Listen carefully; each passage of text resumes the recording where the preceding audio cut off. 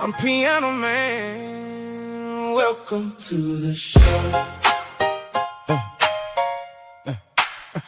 Welcome to the show. Yeah. Welcome to the long run with an honest tongue. Justified, opinionated when the topic comes. Don't give a piss about nothing but tide. Honey bee on my mind and I keep that pride. Stroke still strong, last name long. Roll tide, roll where the truth belong. West Virginia born, working hard in my soul. Still got that steel town grin and I take control. F them trees, yeah I said it loud. Go Steelers too, got the whole room proud. Love that college game, love that Friday light. Love them real world problems and we talk all night. We bring that fire gumbo daily.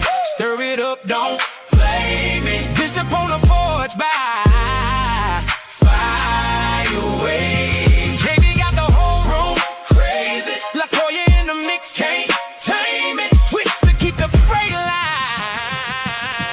moving. Welcome to the show.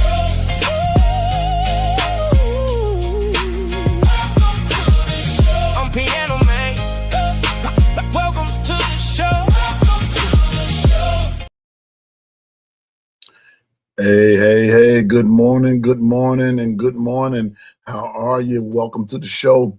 Hey, man, it's Free for All Friday. Y'all know how we do it, what the business is, everybody. And y'all know what the business fitting to be. Y'all already know. Hey, I don't waste no time in getting down with the get down. Here we go.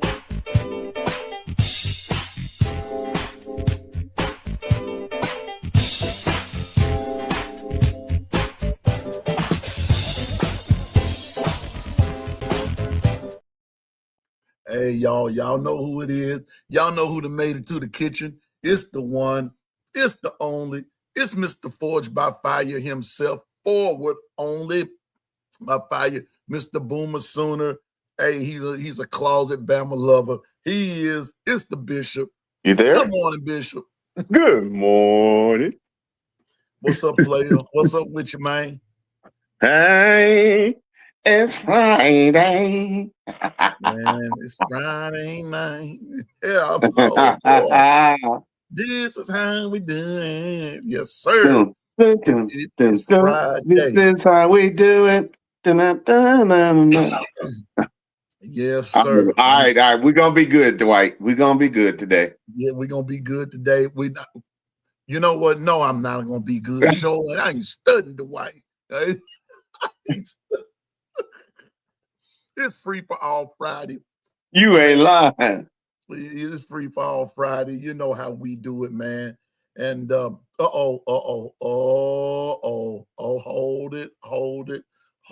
up. Wait a minute.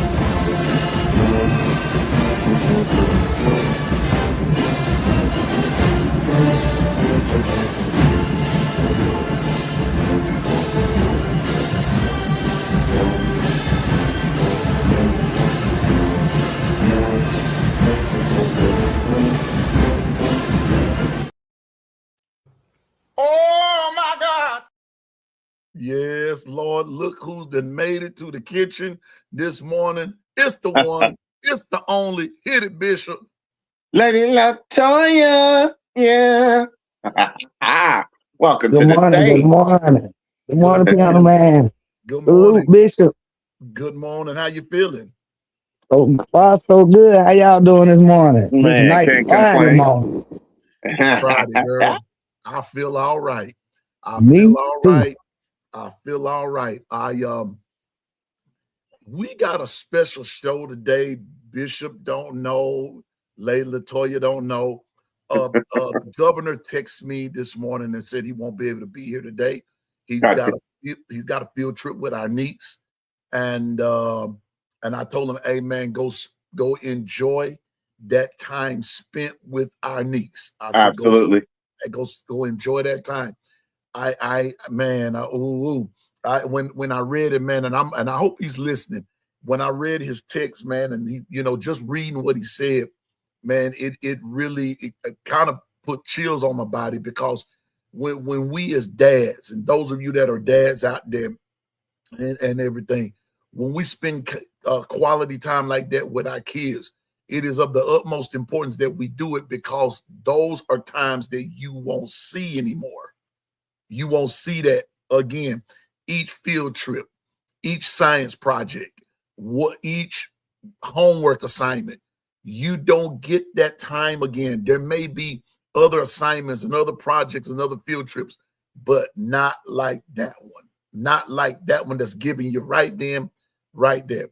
So I just told Governor, man, go enjoy that time spent with my niece and do the doggone thing. So the governor's out today, and but I hope he's able to listen. But if he's not, he can always go back and pick it back up on YouTube or wherever it is streamed at, and it's going to be all right. But we have something special going, and I'm not going to tell you until the surprise gets here, okay? I'm not going to tell y'all what it is. So we're going to go on business as usual, but y'all know how we do it. You, Bishop and Lady Latoya, y'all know how we do it. We go over here in this chat first. You know what I'm saying? We got to go over here to the folks that help make things go what it is. And the first person I see is Tough as Nails. Roll Tide, my brother, Tough as Nails. Good morning and Roll Tide to you. Oh, y'all know I got to do this right quick. I got to do this right quick. Here we go. I got to get, here we go. Stephen Hicks, good morning and Roll Tide to you, my man. In the voices of No Mercy, as we wish him the best, as he wished all non-Bama lovers the absolute worst. What's up, Double L Roll Tide? Good morning to you. As again, Lady Latoya's here. Roll Tide Roll, what it is, what it do, what it ain't gonna be. What's up, man? Good to see you. Happy Friday to you. My GM Bino is here. Good to see you, Roll Tide, my brother. You all truck drivers out there. Bino, my brother. Dwight, my producer. Man, y'all be safe. Icebox, y'all, Coach Carl, y'all be safe on that road, man. Be safe on that road. Be safe on that road. And thank you for all you do. Ken, the Bama fan, what's up with you? Roll Tide to you, my man. Keith Holcomb, Roll Tide to you. Good to see you, my man. Roll Tide and good morning. Happy Free Fall Friday to you. Zach, Picture Show, what's up, Zach? Roll Tide, brother. How you doing? How's your family? Good to see you. Hope to see them again real soon. I hear you. Yeah, I hear you. Who else we got up in here? Wait a minute. I see Ebony. Everybody loves Ebony. What's up, Ebony? What the business is? You know. No. With playing girl and act like you know. Don't have me come over there. And wait a minute. Here we go. Here we go. What? Bro, what are you talking about, man? Y'all know who it is. Since it ain't the governor, y'all know who it is. It's none other. It's Double A. What's up, Double A? What the business is, Double A? You know. Quit playing and act like you know. Don't have me come over there and tell you a thing or two. Acting like you brand new. Come on now. Come on now. Who up in the, wait a minute. Wait a minute. Y'all, Bishop, here we go. Dude, give me a hell yeah. Dude, give me a hell yeah. Oh my God. Y'all already know it's the one, it's the only, it's Linda P. It's the first lady. Yeah. What's up, Linda P? Yeah. Y'all know what? Wait a minute. You know what? I think she need to get it one more. I think she need to get it one more time. Give me a hell yeah. There we go. Yeah. What's up, Linda P? Yeah. See, that's right up Stephen Hicks' alley right there. What's up, Linda P? What the business is, girl? You know, quit playing and act like you know. What's up, Jacory? Roll Tide to you and your family. Jacory, the newlywed. Yeah. Speaking of newlyweds, Bishop. Speaking of newlyweds. I'm only speaking for me. It is May the 15th said year. If you want Piano Man at your wedding, You got from now Already. until the Already. first week in Yeah. August to get yourself together. Matter of fact, let me put a date on that. Let me put a date on that, like right now. Let me put a date on that. Let me pull my calendar up. Because I'm not gonna wait on, I'm not waiting on my folks. I ain't waiting on my folks to do nothing. One Uh-uh. thing about you, piano man, you consistent. That's right. Here we go. Okay. All right. You got from now until July the 31st to get yourself together. If you want Piano Man to perform your wedding, play for your wedding, all that kind of stuff, you got from today until July the 31st, because starting August the 1st, as a matter of fact, let me be real specific with it. On July the 31st, that's on a Friday. That's going to end just right, Bishop. On a Friday at 4:00 p.m. Central Standard Right. Time. Not listen, not Eastern, not Mountain, not Pacific, but I'm being specific. 4:00 Central Standard Time on Friday, July the 31st. My black book, my robe, my cross, All right everything, now. my collar, Yeah, he closed the everything shop early this year, Dwight. goes into the vault. And Bishop is going to have a time frame on it. And it will not be opened until, here we go, until February the 15th. Well, The day after that. Ain't it funny? Monday, February the 15th of 2027. you're right. He's definitely consistent. 2020, July 31st. How you gonna bet the white? See, when you the boss, you can do it the way you want to do it. Wow. Say what I want to say. Say it again, girl. Wow. When you the boss, you can do that.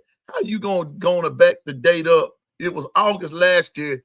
What year is this? You see, the key word is last year.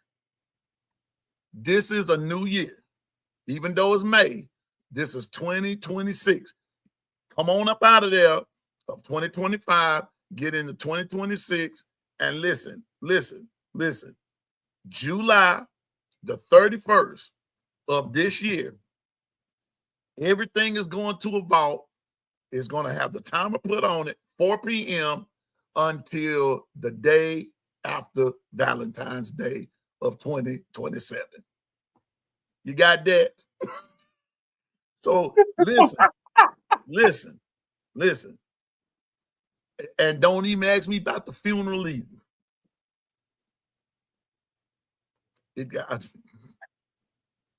I'll send flowers.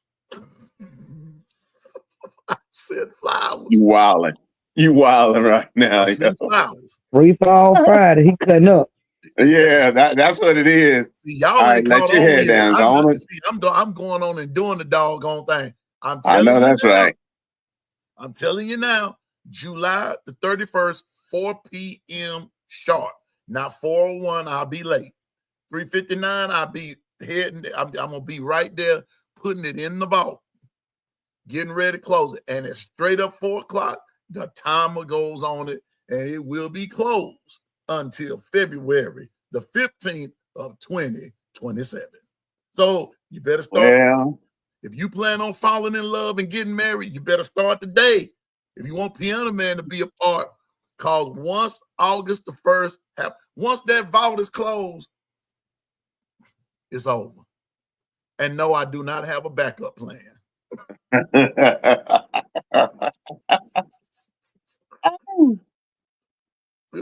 Oh gosh. Wait a minute. ain't no wait a minute. Bishop, no. Bishop, see, y'all ain't keeping y'all eye on this chat. I'm on my phone. Yay. Oh my goodness. Oh. Yeah. Okay. Oh, Now if you need okay. Okay, I hear you loud and clear. look at him. And if you need Look at him, look at him. if you need some help on the watch out, call me. I'm on the way. that's my kind of talk right there. Anyway, he also said, P, I found out magazines drop June the 1st. Yes, sir. Yes, sir. They sure Oh do. boy. They sure Oh do. boy. And I want everybody to get them one because we're gonna be looking, listening, and lurking. P, I need to know where you get them from because I got to have one this year. I get mine So, at Books a Million. Books a Million. Okay. Books a Million. That's where I go. Okay. My producer said, fall in love today. That's just 2 months to get married. How you fall in love and get married that fast? They doing it in 90 days now. Now you got the 90-day fiance. You got jailhouse love, prison love. Next thing you're gonna be known is gonna be funeral home love. They're gonna be falling in love with the dead person. That's all I know. It's getting crazy and crazy around here. But I'm gonna stick to my guns July the 31st. I don't care if you fall in love on July the 30th and you want to get married on July the 31st. That's how it's gonna be. Because anything after that, you're gonna have to wait. If you want me to do it, you're gonna have to wait until February the 15th. I'm not changing my mind. And there's not amount of money in this world that's going to get me to change my mind. Because let me tell you something. When football season done hit, and I don't want no interruption at all. Yeah, you being straight up messy this morning. Go on now. Handle your business. So come up here talking about a piano man. Could you come and talk? I need you to. And that include counseling sessions too. Hey, it's my anniversary. You know, that sounds like a disaster. You wilding this morning. Wait a minute. What's going to be a disaster? I'm just listen. It's like what Bishop and Lady Latoya said. At least I'm consistent. Some folks be putting it off. I don't, because I mean what I say. And let me tell you something else. I'm gonna say something else. I'm making this appeal to everybody in the world. If you got a beef with another country, it needs to start settling it now. Because I don't. I listen here now. I want all viruses gone. I want all this foolishness settled now. Because when football season starts, I don't want to go to no ball game with a mask on my face. Oh, that's real. I ain't mad at you there. That's way too I'm real. just telling you now. If that's the case, I may as well stay home and watch it on TV. I want to be able to, I'm just saying, Bishop, if this is the home of the free, the land of the free, and the home of the brave, then if we brave and we free, then I'm not saying tempt God or anything, but look at him.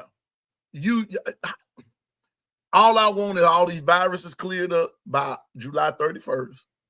I ain't mad at you. Hey, I second it. Sounds great.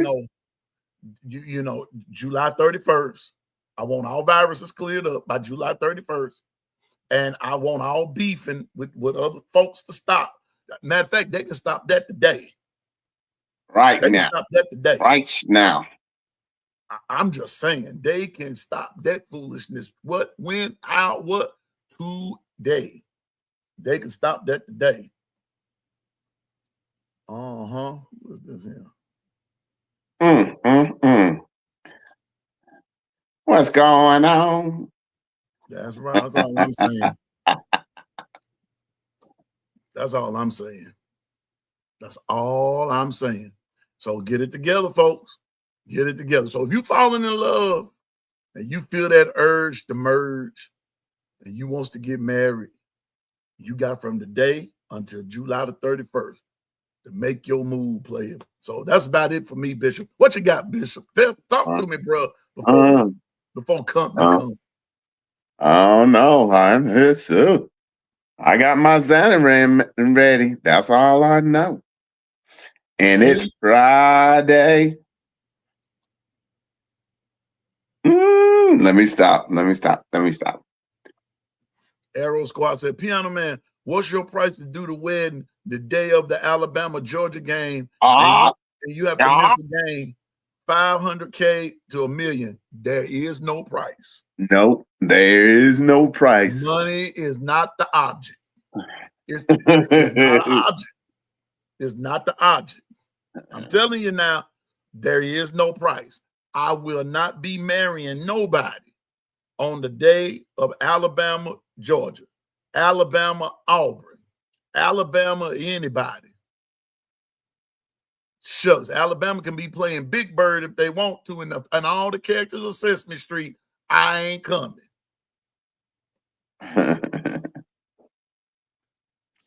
P, what you doing? What you doing?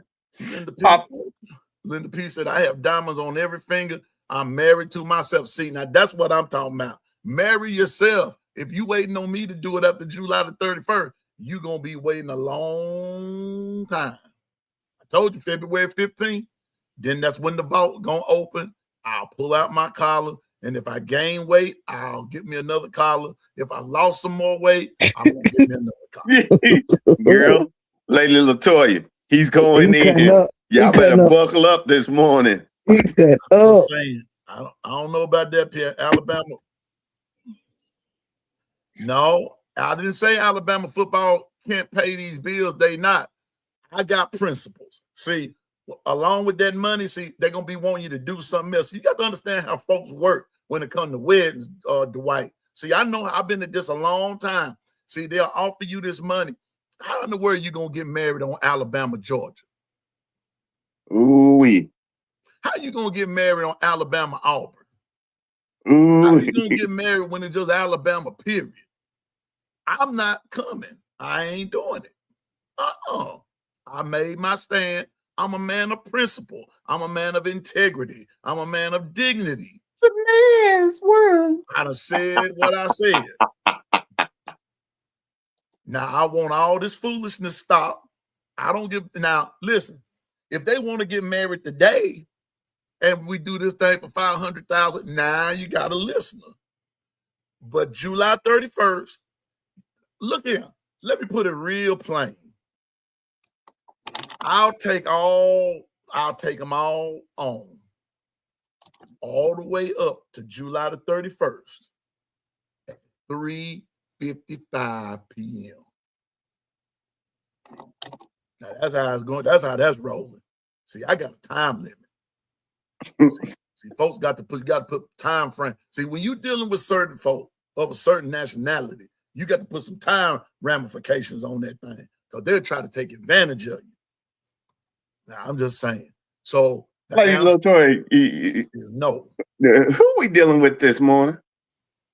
Oh no, that's the other side of seal. You ain't lying. Saying now, let's get it together. Let's get it together. You got from now until July 31st, 4:00 p.m. Central Standard Time. It's going in the vault. I'm telling you now, because at 3:55, I'm gonna start putting everything in the vault. Miss Gwen made it in the chat. Let her get that tooth roll. Okay, Miss Gwen made it. Let me see here. Let me see what's going on here. Wait a minute. Let me see that tooth. Okay, wait a minute. Where you at? That toothy roll. Wait a minute. All right. Oh yeah. Okay.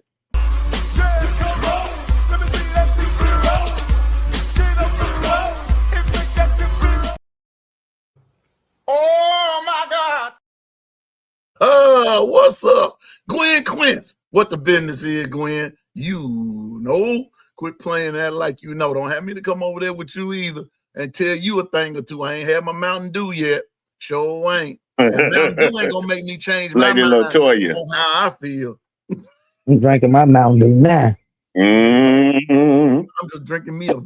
Listen. What's in the Mountain Dew, P? Mm-hmm.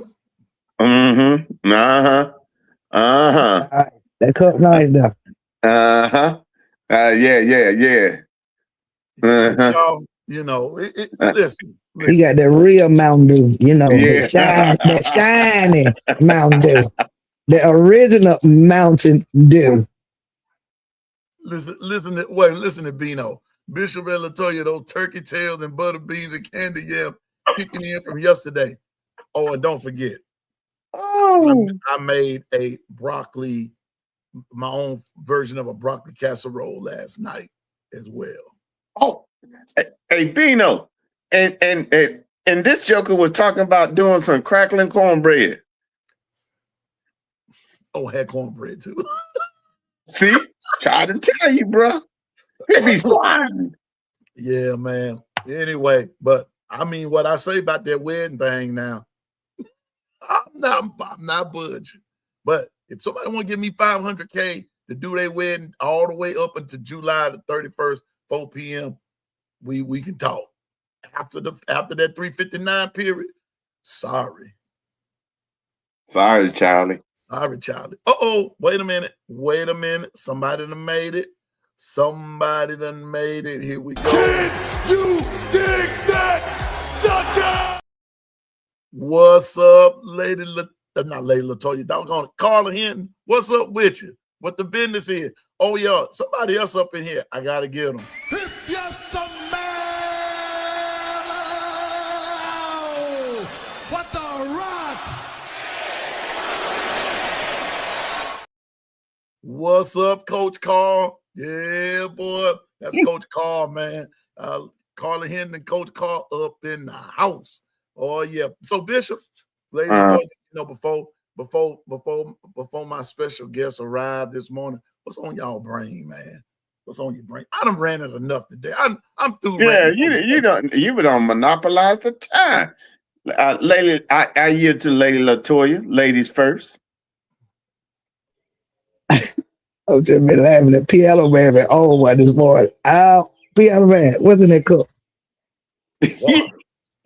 No, it ain't no water that we know of. That is Ever clear. Well, water is clear now. I'm just saying now. Ever clear. Yeah.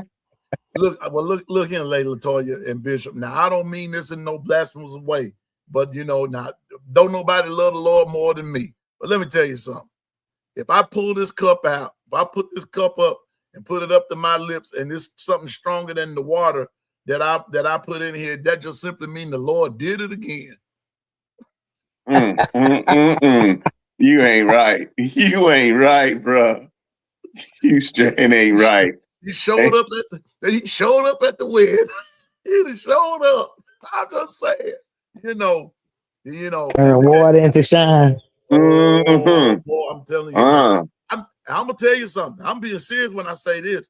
Apparently, that must have been some good drinking when he did it, because for the governor to say, you say the best for the last, that must, Bishop. Now, see, that's the part we don't teach about. Saving we do. Yeah, we do. I'm just saying, but ain't nothing in this cup but water. But I just meant what I said. I'm standing on business. July 31st. All right, P. We got you. All right, so Piano Man, did y'all see that interview Caitlin the boy did with Greg McElroy? Yes. I thought that I had sent it to Dwight. I thought I did. I don't think I might not have told him what I wanted it for, but yes. And I like what I heard. I did too. I was gonna say, what I now heard. didn't that make you excited? I was already excited. See, that's why. Hey, look here. See, that's part of the reason why I'm putting it to July the 31st. But it just let me know that he get it. With everything we've been talking about and everywhere we've been coming from, he gets it. He agreed with us. He agreed, and he saw that, and that's why I was saying everything that we've been speaking about, he went out and did it. He made those changes. Now it's just getting everything installed and implemented, and it working. And put together, all they got to do is put together. And let me tell you something. And I heard this on another show this morning. The OC, the position coach, and Coach Clem, all three of them are O-line personnel connoisseurs. All three Good. of them. So There you if go. Alabama's O-line is not, and I'm going to say this, if it's not heading in the direction of being fixed, then it's something else deeply wrong. It's something else deeply wrong. How you can't go wrong with that, Lady Latoya and Bishop. That's the, in the words of my late dad, God rest. Man, that's too much sugar for a dime. Ooh. I'm just saying. And Elba said this morning that Alabama's O-line should be better this year. Better. And also, they didn't go home. They had the opportunity, to go home, get a little break. They all stayed to work out together. So that's another positive sign. Wait a minute. Hold on. Are you telling me they're being forced by fire? They are. They're forcing. There you go. Their Bishop. And there you go. And I read that what Lady Latoya said, and that they stayed. They stayed. And Ken, the Bama fan, and I were talking. I don't know if y'all saw it in the Discord, but he and I were in we're engaging in a conversation about that. And I just said that's good news to me, and especially if they're gonna take that time to develop. I said, because that's where development starts. Development starts right there. And if they take that, Lady Latoya, and I'm gonna use that word you love to use, jail. Yes. Jail. If they take that time to jail, then I think you're gonna. I just believe. I don't care who you put back there, especially a running back. If that line gelling, it's gonna be all right. And same thing goes for quarterback. It won't matter who the quarterback is. If that line gelling and doing what it's supposed to do, it won't matter, because both of the guys are well, the first three we already see what they're about. So it really won't matter. So I'm just saying, I'm just saying, but I'm with Carla, and the reason that I put that up there is because of something that you just said, Lady Latoya and Bishop.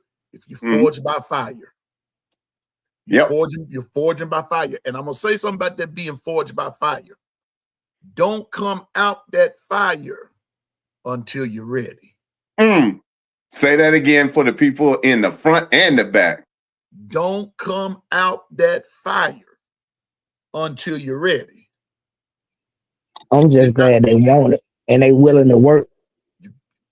That's a weekly thing. That's a daily thing. That's a monthly thing. You've got to stay in the heat, in the fire, until you have been. Okay, I'm going to put it to you like this. Don't come out until the coach can see himself in you. Good. Ooh-wee. Optimus Prime, what you doing? That's it. What's up, That's Lisa it in a Rawls? nutshell.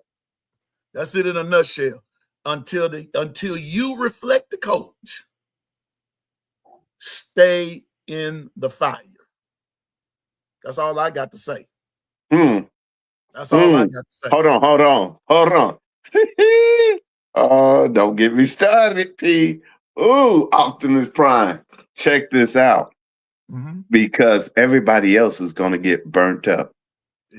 Because if you stay in the fire, there's force fighting against your opponent. Read between the lines. I'll holler. I'm just saying, man. What's up, Lisa Rawls? That's my friend on X, on Twitter. Man, Lisa be going in, man. But Lisa, I'll be standing with you, girl. Because I'm finna tell you something. We try to give them the non-Bama folks over there, we try to give them as much blues as we can. I mean, I want them to sing, I've been down to St. James Infirmary. I want them to be able to sing that, because we going to give them the blues. They give us the blues every day. But yet we not relevant. But they so busy singing Bama's irrelevancy till they make us relevant. That's why I like where they got us ranked at. That's why I like being ranked with down number 17, because ain't nobody expecting nothing from Bama. And all Bama doing is just sitting back, getting better and better. And ain't nobody going to see it coming. We just gonna keep winning games because, even though he from Cal Poly, that damn guy to do, he nasty, and that's your center. We already know what Michael Carroll can do. He nasty, and the way they just named Jackson Lord, so he had to be some special, something they saw special in him already. So it's just a matter of like fitting the pieces together and them gelling and it just all coming together. And like you said, Piano Man, it's gonna be a week to week thing. And that's Yeah, all I'm looking for. Them to yeah, get better each week, each week, each week. And I each feel like by week 5, 6, we'll know what we at. We'll know what we got. I'm thinking by week 5 or 6, we'll know. By the time we get to South Carolina, we'll know. We'll know. I'm just saying, man. I'm just saying. And I'm with you, Stephen. Here, give all the haters the business. Yeah. Key in the Bama fan. And I'm gonna talk about that too. Right there. The 100 million more in donations than most of the SEC schools. Yeah, they're gonna do that. They're gonna do that. But Ken, I'm gonna offer something else to you, bro. Let's get off into why. Let's get off Yes, into why. sir. Yes, Skursky. Let's get off into why they're doing that. And you already know. You already know. You already know why. And we heard that. And Ken, didn't Bishop, Lady Latoya, Lisa, Carla, Stephen Hicks, didn't we hear this same tune, Bino, Dwight, from them last year? Yeah. Yep. Didn't Yes, we hear sir. this same tune from them last year? Every year, Texas this, Texas that, Texas, Texas, Texas. Welcome to my my life. Texas, I- Texas, Texas. our O line problems are being highlighted. Well, ain't nobody saying that about Texas O line because they got an O line problem too. That was their problem last year. They O line.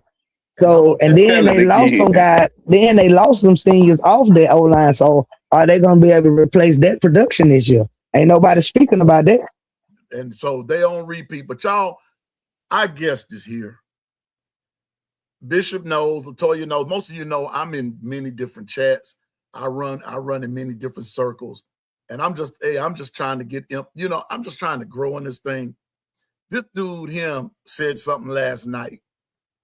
And I want us to hear him out. The word for today is proposal and ideas.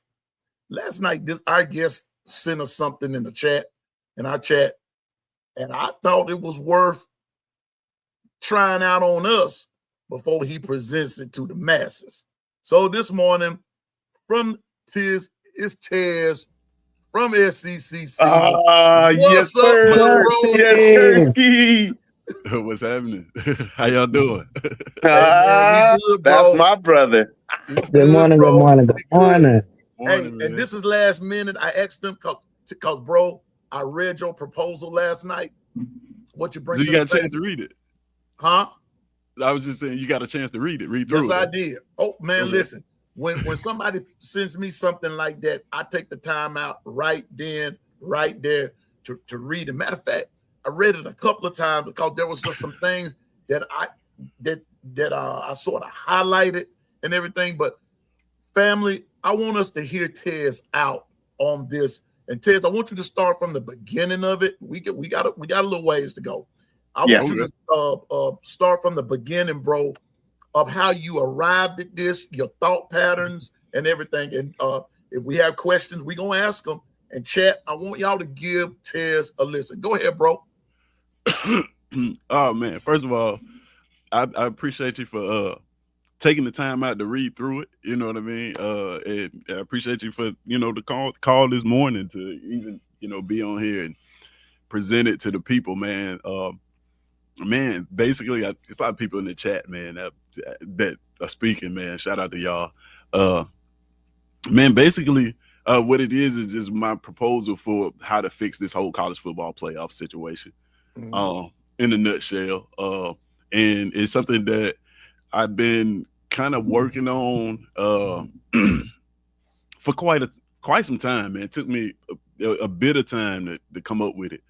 And I just here recently kind of start putting pen to paper and trying to make it look like a concrete type of thing, other than just an idea that I was telling people. So yeah, so what I was looking at, man, as you know, we do these pods, man, and man, we all had the same conversations all the time about the playoff, right? We all had the same gripes all the time. It's usually this conference doesn't play anybody, right? They don't deserve a spot there. It's not fair. Our conference is getting left out. All types of different conversations. It's the usual conversations that we have about these, and all those things are true, right? It's not created equal. We know in the SEC we're going to be playing a ton of ranked teams all the time, just by nature of our conference. One of the points I made was like, you know, if we take the 9 worst SEC teams, like you take the worst SEC teams, the worst 9, and put them on your schedule, you're still probably going to be playing 4 or 5 ranked teams, right? You can't avoid it. Whereas in other conferences, ACC, Big 10, Big 12, if you do that, you may get away with not playing a ranked team at all. You know, it's just because top to bottom our conferences is so stacked. So it's not really fair. It's not even all across the board. One of the other gripes that we have all the time we hear is the committee. I don't think nobody trusts the committee, right? I know I don't. Right. I don't trust the committee making decisions on. Say that again for the people in the back. Yeah, I don't trust the committee making decisions on just basically, you know, what team deserves to be here, what team deserves not to be here, whatever. Like I asked a question on my pod once. It was a simple question. It's like, man, how would you determine your boss determine your bonuses? Would it be through performance or just opinion, right?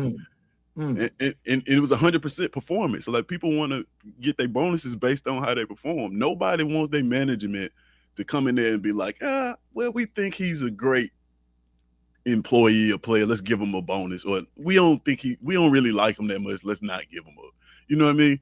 That kind of thing just doesn't fly. So I tried to come up with a way to fix this whole thing and fix, you know, all of the problems. And I'm just a small podcaster, so I don't have a voice to be in the rooms with the Sankeys and stuff and have a real opinion. But beg to differ. Oh, okay. I appreciate that too, man. I appreciate that. But I put pen to paper and tried to come up with it, man. And what I came up with was the what I call the SEC season model, which is named after my channel, man. And it's basically the first step. I'll explain it. I mean, you guys, like I said, like I told Piano Man in the group and everybody that I presented to, like, I want you guys to criticize it. I want you to look at it, try to find holes in it, because that's the only way it's gonna get. That's the only way it's gonna get better, right? You know, that's kind of how checks and balances work. Right, right. But Tess, before you do that, though, this is the part that I found interesting. This is the part that got my attention from the jump. Is when you put in, it's the part about how we got here. I need you to talk about, before you go off into the model, I need you to talk about the present state of it, how we arrived at this point. Okay, let me see. You said to understand why the coaches voted the way they did, you have to understand the economic and professional reality that they operate in. That's the part that caught my attention. I need you to talk about that part. Yeah, okay. Yeah, I can definitely talk about that. So basically how we got here, basically, if you think about college football right now, you have this thing when it comes to coaching where it's 3 years and the coach has got about 3 years to fix it and they out of here, right? So how we got here is like you got a bunch of coaches who are voting for job security. Is basically what's going on. So as a coach, of course I want a 2014 model, because that means that I can lose 4 games, I can lose 5 games, and my job's not in jeopardy. You understand? So I would want that, right? If you were coach, any of us would, if we had you will coach and we're in that position. Yeah, I want to vote for job security, right? And that's how it kind of went. But nobody's actually thinking about the game. Nobody's thinking about the kids. Nobody's thinking about the integrity of the game. Just thinking about money on a national scale. You know, that's kind of where the league is going. So that's kind of how we arrived here. Is like you gave these coaches this kind of power, from the BCS to the 4-game system to this 12-game system, and then once the money starts increasing, and you get this system where you can't. I'm sorry. You get this system of where it benefits the coaches. It benefits all of these coaches to go to this 2014 model because it's job security to a degree, right? You have say that again now because people are missing that part, Tez. About you preaching that out there. security part. Yeah, you cook it. Spit that gumbo. saying. Go ahead, bro. Yeah, it's definitely job security. Like I said, man, you can 2014 right now, even under the current model, if you think about it, now, just making the playoffs can save your job, right? Yeah. So you add that to a 2014 model. Yeah. You add that to a 2014 model, man, and all of a sudden now the 2014, who is, won 5 games year after year after year after year, that team makes the playoffs, and our coach gets to say, "Hey, I'm a playoff caliber coach," right? And that saves jobs in some places. Now, don't get me wrong, there's some places that are highly prestigious that are not going to settle for that, right? Let's think about Ohio State the year before they won the national championship. It was a hot seat year. You see what I'm saying? And I know this is Alabama channel, and y'all don't kill me for this, but I gotta say it, man. Your coach is under that same type of scrutiny. He's at one of those schools. He's at one of those schools where the expectations are so high that this doesn't really apply to him when I say job security, because he can't lose 3 games. He can't lose 4 games. You know what I mean? Because he's singing behind Michael Jackson. So he's got that going on. But like a lot of these places, man, it's just about job security. It's just about the coaches looking out for themselves. And, at the end of the day, you can't blame them. But at the same time, these are the same people that are selling you dreams and saying all they care about is the kids, all they care about is the game. But when they get the opportunity to put pen to paper and vote, they vote for themselves. Right? So you can say a lot of things in the press conference, but when the opportunity comes to make a real decision, how do you stand? And these coaches have spoken, like not just 1 or 2 coaches. Every single coach that was at this meeting voted for this 24-team playoff, right? The only pushback that you had maybe was like the SEC, because the SEC has this 16-team model, but it still, is in favor of coaching, salaries, and just this whole system. None of it protects the game, right? I don't know about y'all. I am a traditionalist when it comes to college football. I love my conference championships. I love my early season out of conference matchups when you get games that matter. I love that. Like that. To me, that is what makes college football. That's what makes it different from any other sport. Is like every single game in the regular season matters. Yeah, every single game, right? Now, we've been getting away from that, right? We're getting away from that because what's the incentive under the current systems for playing a big game earlier in the year? Look at what happened to Texas, right? Now, granted, they shouldn't have lost to Florida. I put that out there. That Florida game was an egregious loss, right? But they didn't benefit anything from playing Ohio State at the beginning of the year. Wow. Even though that was a close game, they lost by 7. Like, at the end of the day, they could rewind it. They probably would have scheduled nobody in that spot. Marshall. Right? So, and like I said, bro, I'm not trying to bash on any fan base. I don't want people to take it that way. But the facts are the facts, right? But Tez, if you look on in the caption right there, Bino said, Tez, job security is okay, but what about the integrity of the game? Yeah, I totally agree with that. I totally agree with that. It's the integrity from what you're writing. And I'm glad Bino brought that up because that was something that was on my brain when I was reading your proposal is that Right. the integrity as it stands and what's being proposed by the higher ups, the integrity of the game is being threatened to where we won't have any anymore. Yeah, you won't. I mean, look at last season. Now, like, if we honest with ourselves as fans, if we look at just the last season, did it feel like the integrity of the game was there? No. Mm-mm. Did it feel like that those early season matchups really mattered as much? Was it a point in playing those games? Bro, you didn't even think about that. Now that you bring it to mind, nobody cared about Texas and Ohio State playing it in week 1 on that first day in August, however that went. Nobody even thought about that. They didn't even give that any thought. Yeah. But it's like now we're playing for seeding. It's for seeding in the playoff. That's what we're playing for.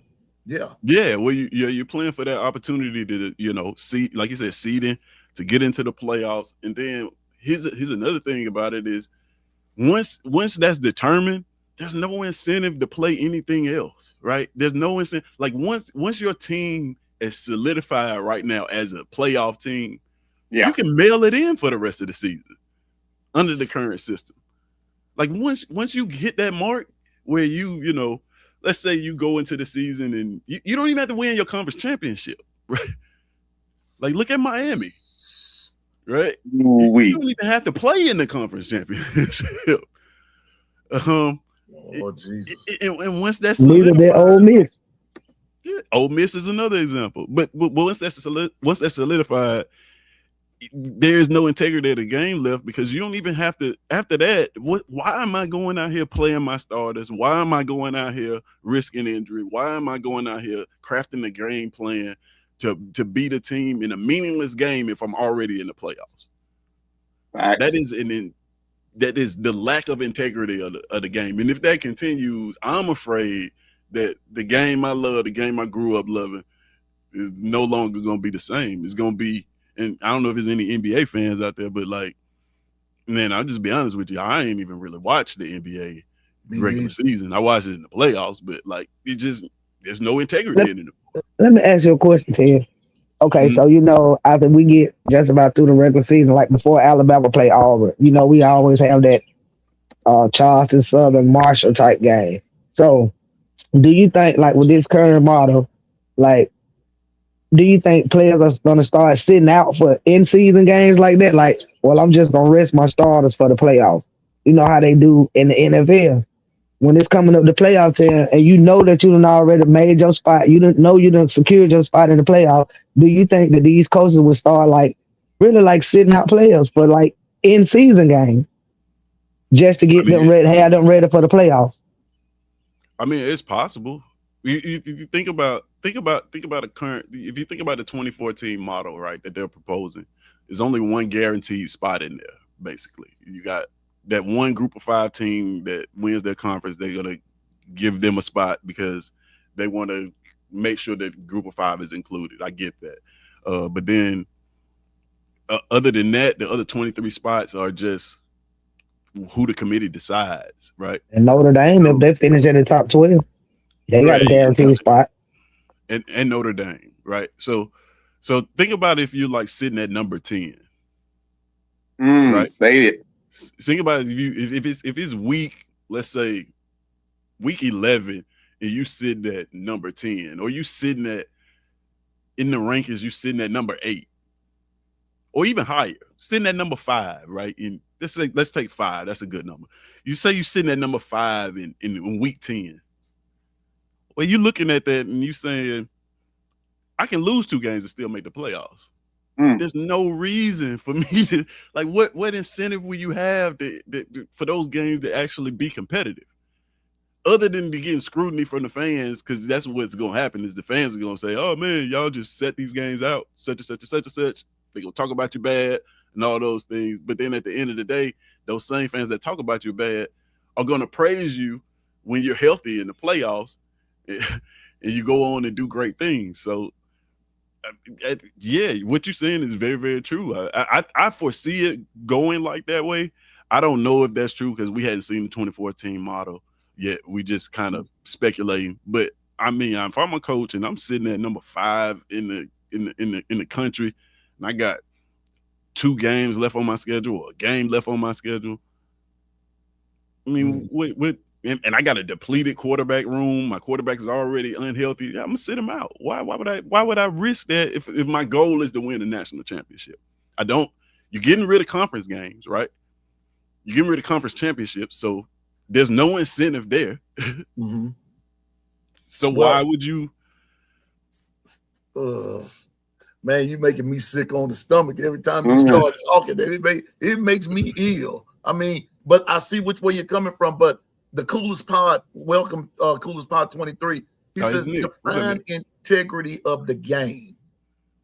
Define that. You kind of just gave a definition. That's a great question. How I would define it, just for me, would be, are all the games meaningful? Are all the games meaningful? Like I would ask myself that, like, are these meaningful games, or are we just playing exhibition games?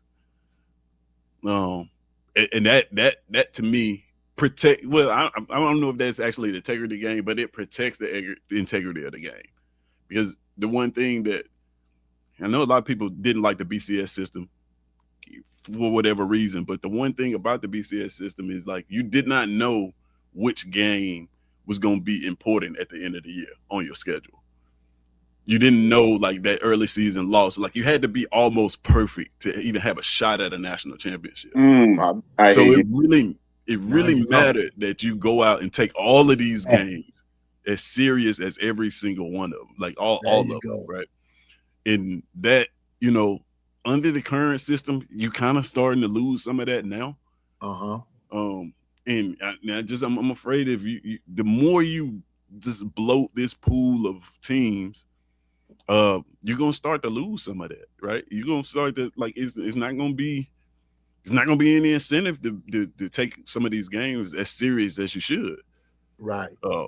So that's kind of where I sit with it, as far as integrity of the game goes. And so, and I appreciate Coolest Pod for asking that question. And so now, and y'all, I hope you don't mind this, Tez. I'm gonna send this to both Bishop and to Latoya and let them read it if you don't mind. Oh, that's fine. Okay, that's fine. I want y'all to read. I got you. And everything, because now, Tez, let's get to the part where you offer the proposal. Okay. All right. So, in a nutshell, and I'm gonna try to explain this. Is take your time, bro. So that you can visualize what I'm saying, right? Yeah. Hey, spit your fire. This is your moment. Spit your fire. So there's a couple of things that I wanted to. I was looking at. I didn't want to add any games to the regular season. I mean, it's any more games on these players, right? It's already a lot of games they have to play. And then on top of that, the current schedule, I didn't want to move that around too much. So what I propose is basically a 2-phase system. In phase 1, where I proposed interconference playoffs, right? So this is how this will work. After the regular season, right, our teams are going to be as they are now. And I'm just going to use the SEC for an example, because everybody kind of is here with SEC, and it'll be good to paint this picture this way. So after the regular season, we have our SEC rankings, right? Those SEC rankings are decided on the field, right? When you think about the SEC championship, right? The SEC championship is not decided by a committee. It's decided by the best records in the SEC, right? There's no opinion. It's not opinion based at all, right? So what I propose is we use that. We take the top 4 teams in all of the Power 4 conferences, right? We're going to use the SEC, for example. So after the season's over with, we have that week where we usually have the SEC championship. What I think that should happen, what I'm proposing should happen, is that week we take the top 4 teams that are in the conference, and we have them play a mini playoff in interconference playoff. Yep. So number 1 would play number 4. Number 2 would play number 3. Right.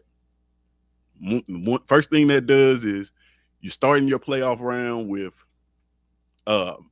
there's no committee involvement, right? Mm-hmm. You're not getting rid of the interconference matchups and the conference games, right? That following week, which normally would be the first round of the playoffs, or the 12-team playoffs that we have already, that week you would take the winners of that 14 bracket and have them play in your conference championship, right? Okay. So that's phase 1. Now, a little bit about phase 1. That first matchup of that 14 playoff is going to be home and home sites, right? So you'll get a home game. If you're the number 1 team, you get this game at home. If you're number 2 team, you'll get this game at home. Because I like the fact of having home games in the playoffs. I really did enjoy that. So I think they should continue that, right? Then that next week, you would have the neutral site game. So the SEC championship would be in Atlanta, Big Ten would be in Indianapolis, and you do this for the Power 4 games, right? For the Power 4 teams, all 4 Power 4 teams. And since we want to include Group of 5 teams, we're not going to leave them out. We're going to take the 2 highest ranked Group of 5 teams, and those teams will earn their conference an opportunity to participate in the same bracket inside their conference, right? So we're not just going to stick Group of 5 teams in the playoffs just because they're Group of 5 teams and we feel sorry for them. Like, no, you're going to have to do the same thing that we're doing. So if it's in the Sun Belt, top 4 teams in the Sun Belt are going to have to run that bracket. If it's in the MAC, the top 4 teams in the MAC are going to have to run that bracket. But we're basically taking the 2 highest ranked teams, and those 2 teams are going to earn whichever their conferences are opportunity in that to run that bracket. Okay. Cool. Once you run that bracket in phase 1 and you get yourself a conference champion, right? That's all we need to move on to phase 2. We're not going to put a ton of teams in the playoffs and have them play all these games. We're going to have 6 teams representing 6 conferences, and we're going to move on to late December, January, like we normally do, and run a 16 playoff. That's it. So now the conference games, your conference championships become more meaningful. You don't have to get rid of them. They become more meaningful because not only are they opportunities for you to win your conference, they are also opportunities that is your catalyst for getting to the national championship. If you cannot make it out of your conference bracket, then you probably don't deserve to be in the national championship. Come on now. I see you. If you can't be the best of the top 4 teams in your conference, why are we putting you in the playoffs in the first place? Exactly. Right. So once we get done with that, you're gonna take those 6 teams, right? You're gonna give the number 1 team and the number 2 team a bye week. How do you determine that bye? Is gonna be the last, whatever the ranking was at the end of the season. We're not going to go to the committee and have them re-rate teams and decide on resumes or anything like that. No, we don't even want them involved. You're going to get the number 1 team, number 2 team a bye. Number 3 through 6 are going to play in a playoff just like we do now at the bowl sites, rotating bowl sites. And then you're going to play that playoff out and have rotating national championship sites at the end of the whole thing.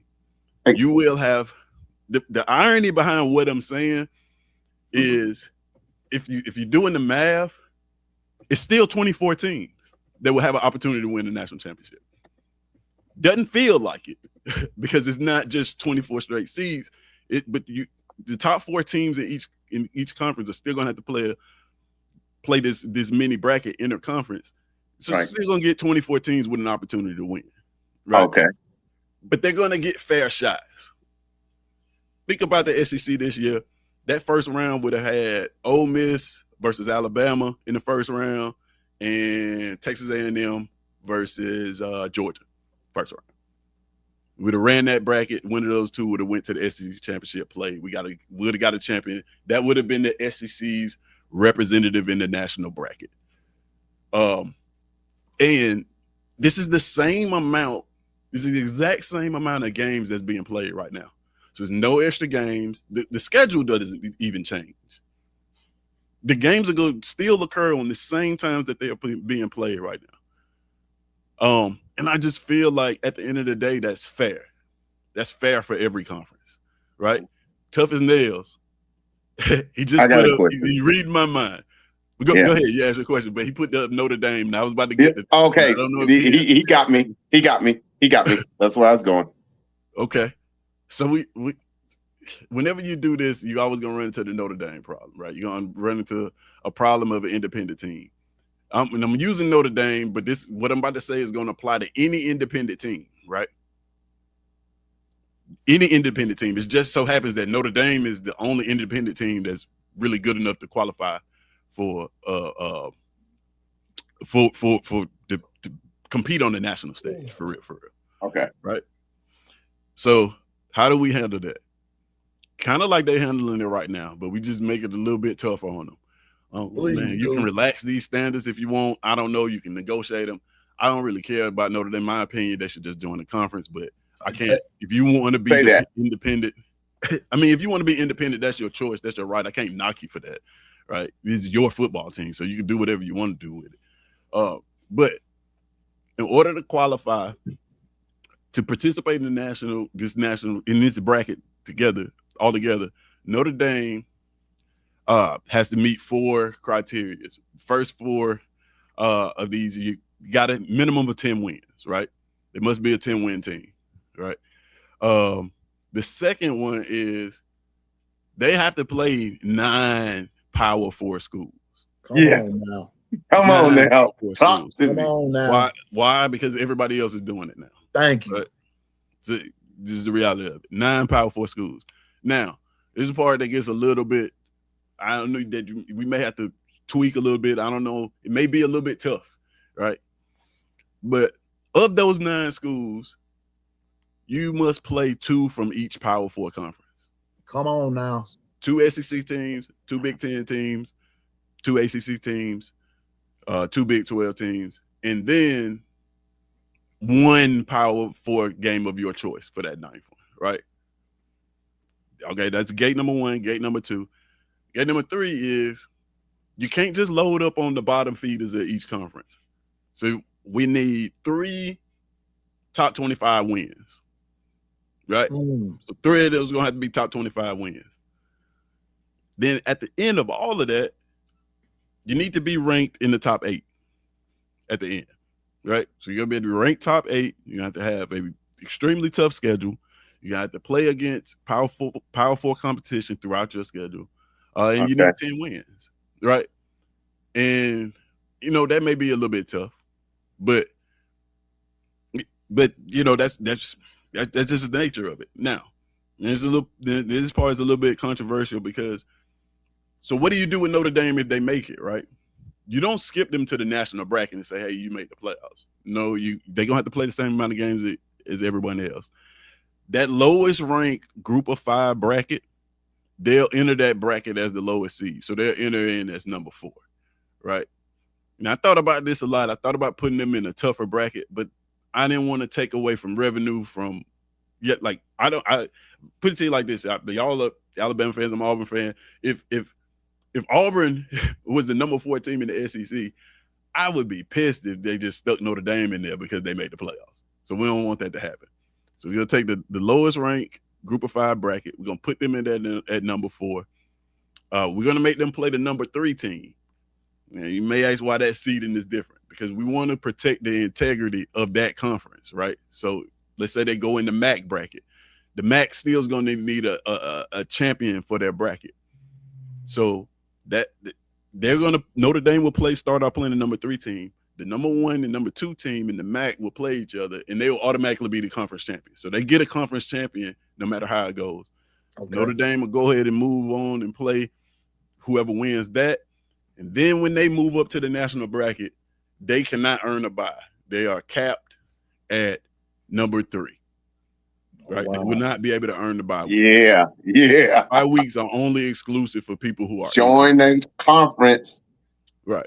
My bad. Go ahead, bro. No, yeah, you good. But now I think that that's a pretty tough road, and I think that if they can manage to do that, hey, they deserve to be in the playoffs, right? And even when they get there, they still have to run a gauntlet that won't earn them a bye week, right? So that's how that's kind of the whole thing in a nutshell. I don't know. Like I said, I'm gonna probably put out. I got a little video explaining. We did a Thursday. I did a lunch breaks show. If you go on my channel and check it out, I got graphics to kind of explain it a little bit more so you can visualize it. And I got another video I'm gonna release today a little bit later to visualize it. But that's kind of it in a nutshell. And what's important about the whole thing is like there's no committee involvement. There's absolutely no committee involvement whatsoever. Everything I like is it, Ted. on the field. Mm-hmm. When you move on, just like any other, just like the NFL, just like any other sport. It's like we're not judging resumes. We don't care about any of that. I got one question. Okay. So with everybody who don't make, the Final Four in their conference or whatever, do we still have bowl games, or is they postseason just over with? I hadn't got that far yet. Oh, okay. My bad. That's a great question though. But that's why I'm glad that we having this conversation. I'm glad y'all, this is the questions that I want. Like, yeah, okay. I didn't consider that. Do they still have bowl games? I mean, yeah, probably so, because bowl games people invest a lot of money in them, the companies invest a lot of money. It's a lot of bowl games. So it's a lot of teams to go around. So yeah, you can include them in bowl games, I would say. Well, Tez, Dwight asks now, what about the Pac-12? And I was going to ask about that because you have Oregon State, Washington State, Boise State, Colorado State, Fresno State, San Diego State, Texas State, and Utah State. It need to be the state 12. That's funny. Because everything ends with a state, but where would they fit in this grand scheme of things? Honestly, would you consider them a Power 4 or Power 5 conference anymore? Ooh-wee. Say it with your chest.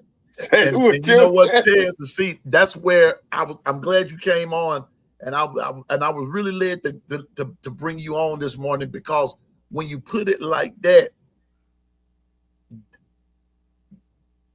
when you look at Oregon State and Washington State, yes, they came from power, but they refused to move to that Big Ten or to any other conference. They refused. They stayed right where they are. So in that particular version of the Pac-12 now, Oregon State and Washington State are your powerhouses, right? To a certain degree, but to a certain degree. So the other ones, not so much. I mean, top to bottom, that conference is you're talking about an 8. You're talking about an 18 conference, and you look at all the other Power 4 conference. Yeah, they are at least 12. Right. See, so it's not. I don't know whether the same. Yeah, I don't know whether you would just like consider them. You can't really consider them a group of 5. I guess you couldn't, but I don't know what to do with the Pac-12. That's a great question. That's something we had to work out. I don't know. I'm glad. Like I said, I'm glad these questions are coming up, because that's how you improve a model. Is you get these questions and then you try to work them out in real time. Maybe Notre Dame join that conference and they'll win every year. I'll be a conference champion. But you know what though? But it would kind of teeter in the middle of what Ted is proposing, because they've got to play tough teams. Notre Dame will beat everybody. Listen, out of 18, Notre Dame will go 8-0 right there. They would go 8-0. So take them outside. They'll be a conference champion every year. That way they know they can get in the playoffs. And that way you don't have all those other stipulations on you. It'll be easier to do it that way than the way Ted tried to put them through it. Yeah, but even though I like it, but I'm just saying. Would that be fair though? Because let's say we do stick Notre Dame in that conference now. We know that conference has been rebuilt, right? Yeah. It was no longer. It what's funny about it is one of the one of the best years of the Pac-12 was the last year. You look at the last year, top to bottom, it was pretty decent. But let's say we stick Notre Dame in that conference with those 8 teams, and they just dominate that conference, make it to the playoffs all the time. We gonna complain about that? Like, man, they just got a free ride. Like, you know what I mean? All year, because nobody else is in that conference. So They got a free ride now. If they end in the top 12, they automatically got a spot in the playoff. They got a free ride now. So I give you that. At least they will be a conference champion, and what can we really say? They won their conference. It won't be, we won't like it, but it won't be much we can say because they won their conference. They did join a conference. I give you that. But I mean, if I was them, I wouldn't even join it. I would just, what's the point of doing like because their schedule, because their schedule is already, it's going to benefit them because they don't play in a conference where the stipulation is now just finish, quote unquote, in the top 12 and you're in. You're in. So what the schedule is doing is, because Bishop and I looked at it, they're already coming in like what, number 3, number 4 already. Yeah, already now. So the hardest team on their schedule, just like Miami plays, but they can't win their conference though. So you know, they can't win their conference. So but see, it's fair. It's unfair to include them in this call. Duke wins their conference. Duke and Louisville or something like that. And Miami goes to the championship without having to, you know. I do want to point out one thing too. Like I totally disagree with getting rid of conference championships. Right. Me too. All right, we do. We got you. We got it. I just do. Financially, you're talking about $250 million worth of revenue between the SEC and Big 12 alone on viewership money. We're not even talking about ticket sales. We just talking about people watching it on TV. Yeah. And I think you mean, how do you replace that money, right? In an era of NIL, when these conferences and you need all the money you can get so you can get players and stuff like that. So, yeah, and I just think under my model, I mean, conference championship becomes even bigger because every single conference championship. That's why I like it. It makes it mean more. Yeah, it makes it mean a lot more meaningful. So, and here's one last question for now, but Cool Spot says, but are we really losing it? Still talking about the integrity. Are we really not taking games seriously, or is it just speculation? It's probably a bit of both. I think it's a lot of speculation. What I'm saying is a lot of speculation when it comes to like regular season games. But then, ask any team that, ask any Alabama fan. It's funny to say this, but ask any Alabama fan what happens when they don't make the playoffs, or they don't not make the playoffs, but they don't wait to make the national championship game, and how those, ask them about that Michigan game and see what they say about why the team didn't look that well. Because, man, there's no point in playing that game. We didn't take it seriously. And so I think it's a little bit of both of that going on. We are losing some of the integrity of it, and we are losing a tad bit of and the tad bit of it is speculation. I will say that. With this 24 team playoff, you're gonna have now with the way they doing it. Now, I think it's gonna water it down because you're gonna have a 7-5 Duke in the playoff, and it's gonna be basically like you said, so coaches can say we made the playoffs last year, but you were 7-5.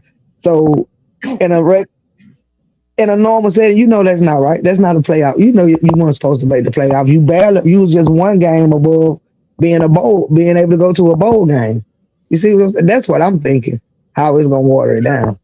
And then who's gonna want to watch that? That's my question. Is like, who's gonna want to, like? I don't want to watch, bro. I don't want to watch in a playoff scenario Ohio Duke State and JMU play, in the first round. I mean, I get it because like it happens in college basketball, but at the same time, you think about it, college basketball, that 116 matchup is usually unwatchable. right? The teams may stick around for the first half, and you watching that game, you're like, okay, this is cool, but by the end of that game, it's a blowout. Like, so I don't particularly want to see that.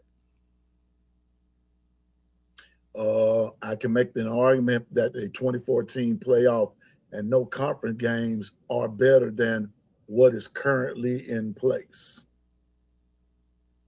I mean, yeah.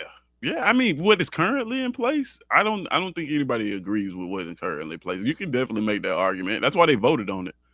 But is it the right fix for it? And here's one of the things that I don't like about what is going on in college football right now. None of these things have time to breathe, right? Changes are being made in college football year to year.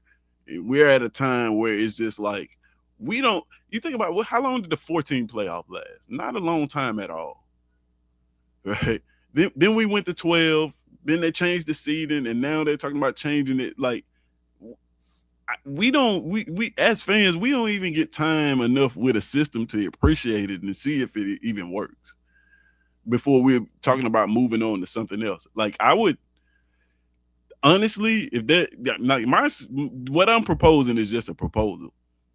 I would rather them stick with the current system than move to 24, at least for a couple more years, rather than just changing year to year to year to year to year. I would rather stick with the current system, right now than change to 24 right now. I'm gonna tell you what, it's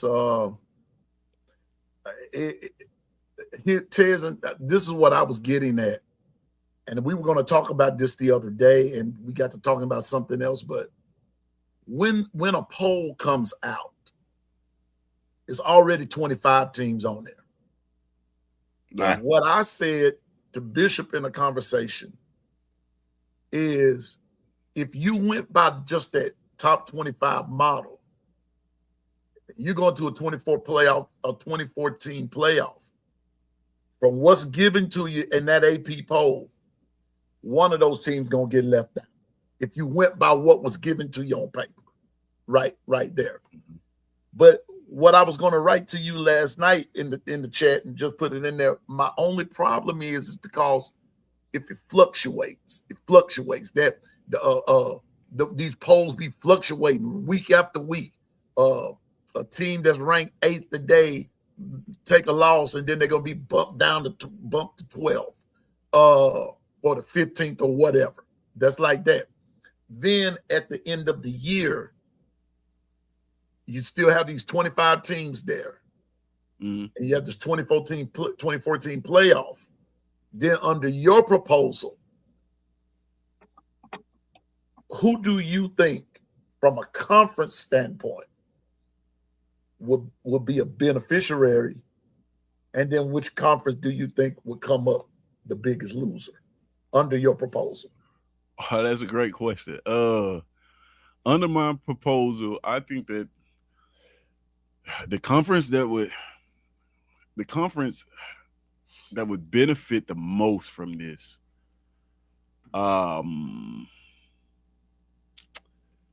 if I'm honest, it will probably be like the ACC, right? Because when you look at the gap between the number 1 and the number 4 team in the ACC, you're basically saying, Clemson, and everybody else, pretty much. Yeah, right? I hear what you're saying. I see which way you're coming from. Clemson, Miami, and then occasionally Florida State, and everybody else. So that's kind of how I look at it. Is like, what are the top 4 teams? I think the SEC. I mean, make no mistake about it. Like, we still gonna have a tough road. No matter how you slice this thing, we still gonna have a tough road. You think about the teams I named this year. If we would have done this year, those 4 teams would have been. You'd have got Ole Miss playing Alabama, and Georgia playing Texas A&M. Those are 2 extremely tough matchups, no matter how you slice it. Maybe the Big Ten has a little bit of less. I don't know. I don't know what it would have been if the Big Ten would have been in there. I think maybe Iowa was the 4th ranked team. I'm not sure in the Big Ten. So it would have been like Iowa, Indiana, and then Ohio State and Oregon, maybe. I think. I don't know. I'm trying to off the top of the head. Who would be at the most detriment? Wow, that's a great question. I didn't think about that one. Who would be the biggest loser in this? Biggest and loser. Then, Hey man, I'm sorry. No, go ahead. You didn't say okay. After we got all our conference championship and all that, there, you didn't say how you seeded everybody at the end. Oh yeah, that's my bad if I didn't mention that. So it's seeded. When I say there's no committee involvement, there's still going to be a bit of committee involvement because somebody has to rank the teams throughout the regular season, right? So they'll still do that. Whatever your regular season rank is, you're going to keep that seed throughout the playoffs. You're not going to reseed according to what you did in your conference bracket. Because we don't want no committee to be influenced in any type of way. Once y'all give y'all final rankings at the end of the year, that's it, right? That's it. I see it. That's why the regular season becomes super important because you want to get a high seed in the regular season.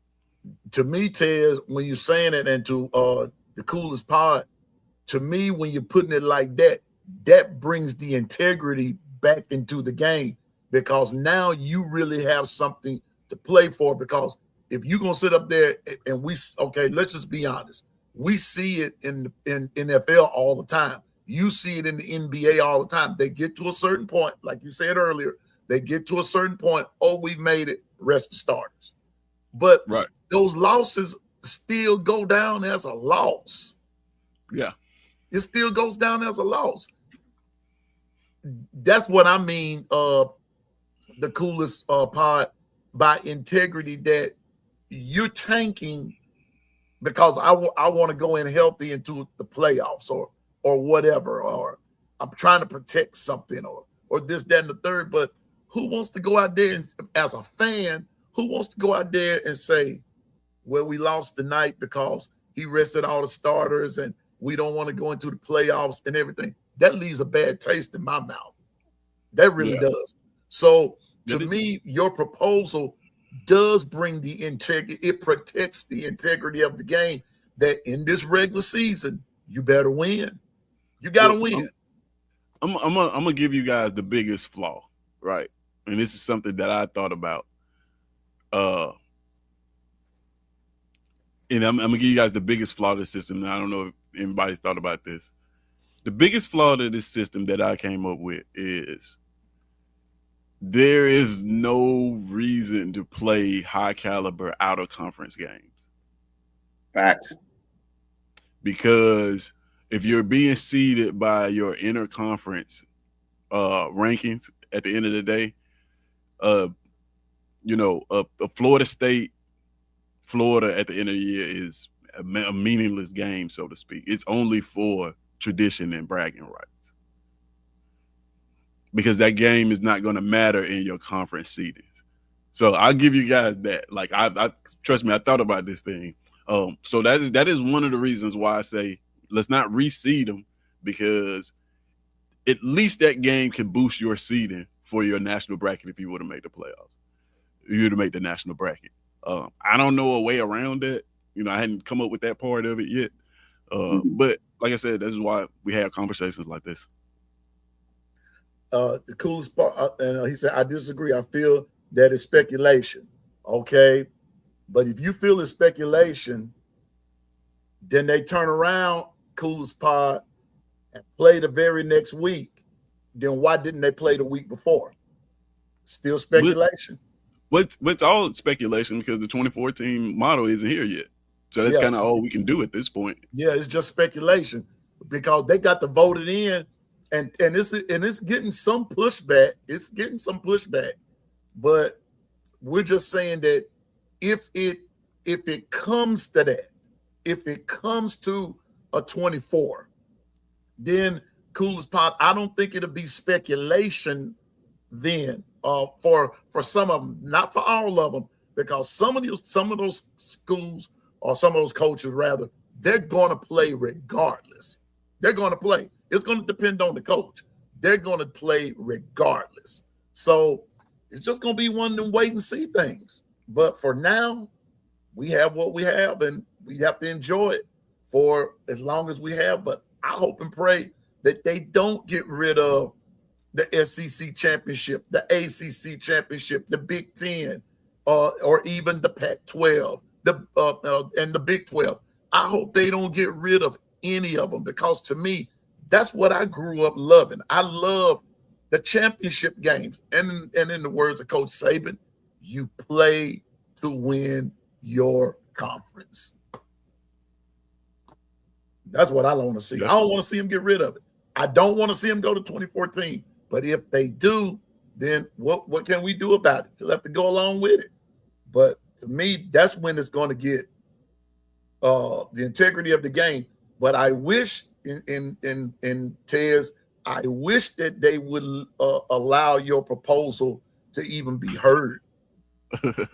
I'm being honest. I mean, listen, I don't think that is perfect.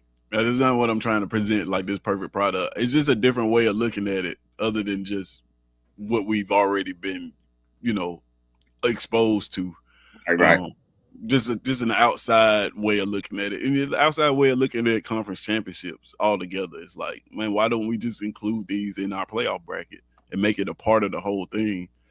I don't know. I'm probably not the first person to come up with that idea. I'm pretty sure there's some people in those higher rooms that thought about it. Maybe, I don't know.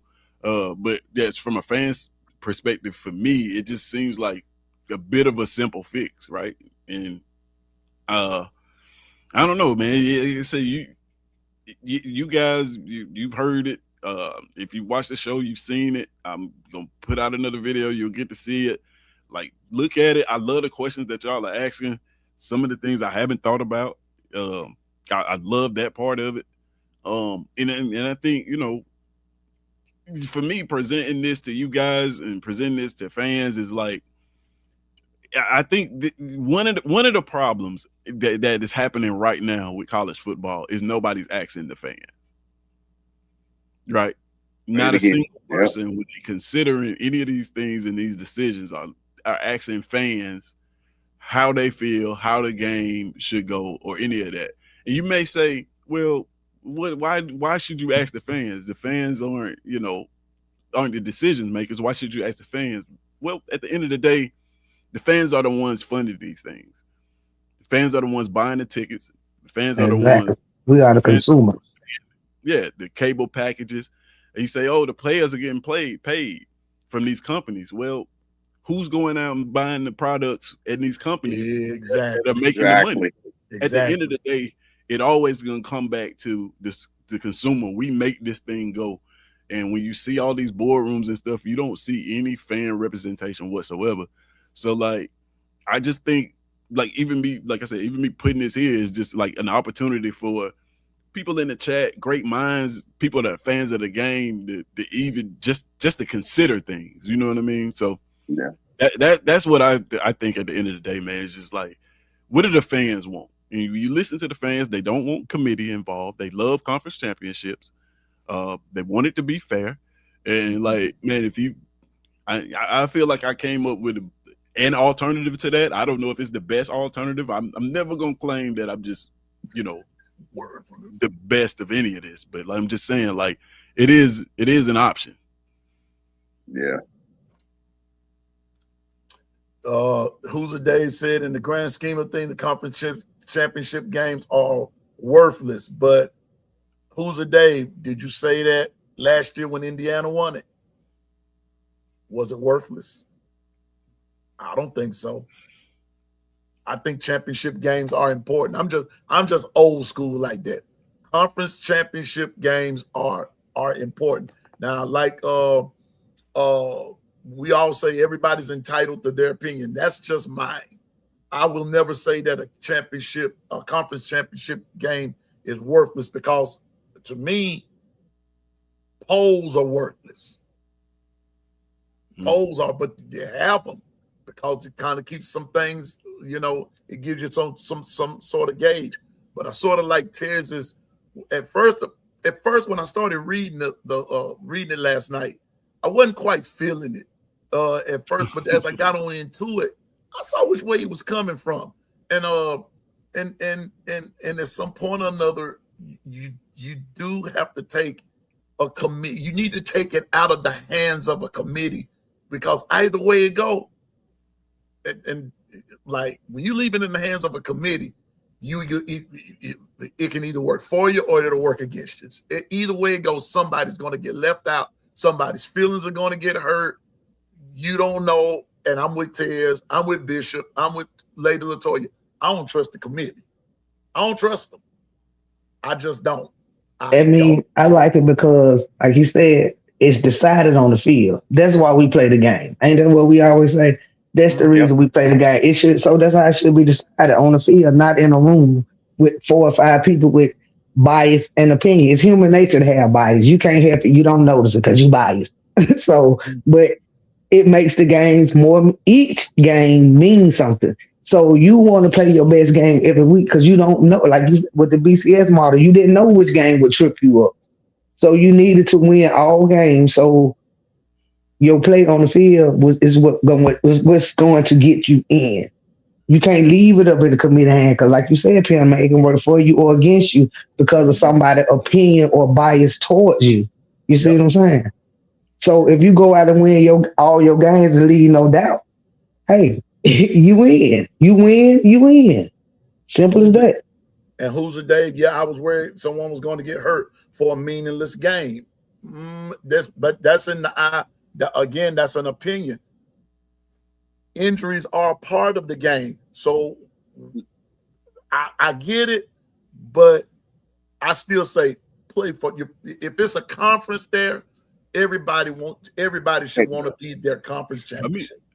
I agree to a degree with Hoosier Dave. What he's saying is like, you think about the SEC championship, right?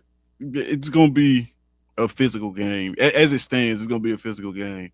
And like, under the current system, why would you want to play in it? To be honest with you. You know what I mean? Other than saying that I won my conference, when the ultimate goal, if your ultimate goal is to win a national championship, I'm cool with being number 3, skipping that game and then getting to, the national championship bracket. Because if I play in that game, I'm going to play a team and I may get one of my best players hurt or something like that, and that is going to ruin my national championship odds. So I get that. I get what he's saying. And he also got to come in where he says that conference championships begin in the 90s. It is some long-standing tradition that's been around forever. That is also true. It is also a very true statement. But listen, you show me a product that's better than the SEC championship. Exactly. Show me the strength of schedule better than the SEC. When you think about he's Hoosiers, that's you're talking about a Big Ten team. I'm sure that you have some. I'm not even gonna say disdain, but you have an opinion about the SEC, right? I want everybody to understand that, like, the whole "it means more" came from the SEC championship game, because the SEC was the only conference that had a championship game. 1992. Yeah, so we had to play an extra game to get to a national championship. So then what happened was other teams followed, right? Other conferences followed, slowly but surely. Now everyone plays one. So I understand what he's saying. I get that. It is a recent thing, but at the same time, like, just because it's recent, Indiana just went to their first one ever. Whether it started in the 90s or 90 days ago. This y'all first time going. Right. And you won. You won the whole thing. And Bishop, I didn't mean to cut you off, but who's a Dave? That's the only reason that I was pushing back, sir, is that you all won your conference and you won the Natty. So I mean, you did something that a lot of teams did not do. You went through it undefeated. So, but I understand which way you're coming from, but coming from the seat of winning, I mean, I get it, but I just wouldn't say it's worthless. I just wouldn't say that it's worthless and you won. He says it's more than just less than propaganda. It's all propaganda at the end of the day. Oh, at the end of the day, that ain't the no big in front of Big Ten is propaganda. Like it's all like, I mean, yeah, true. It is propaganda, but it is, it's worked. Right? It's so worked. let me ask you a question. Okay, now the chat, you guys are firing off. You giving straight gumbo fire. With the current present system, Tez, I'm gonna ask you a question. I'm gonna put you on the hot seat. Okay. All right. So with the current system, we got 2 FCS that get in.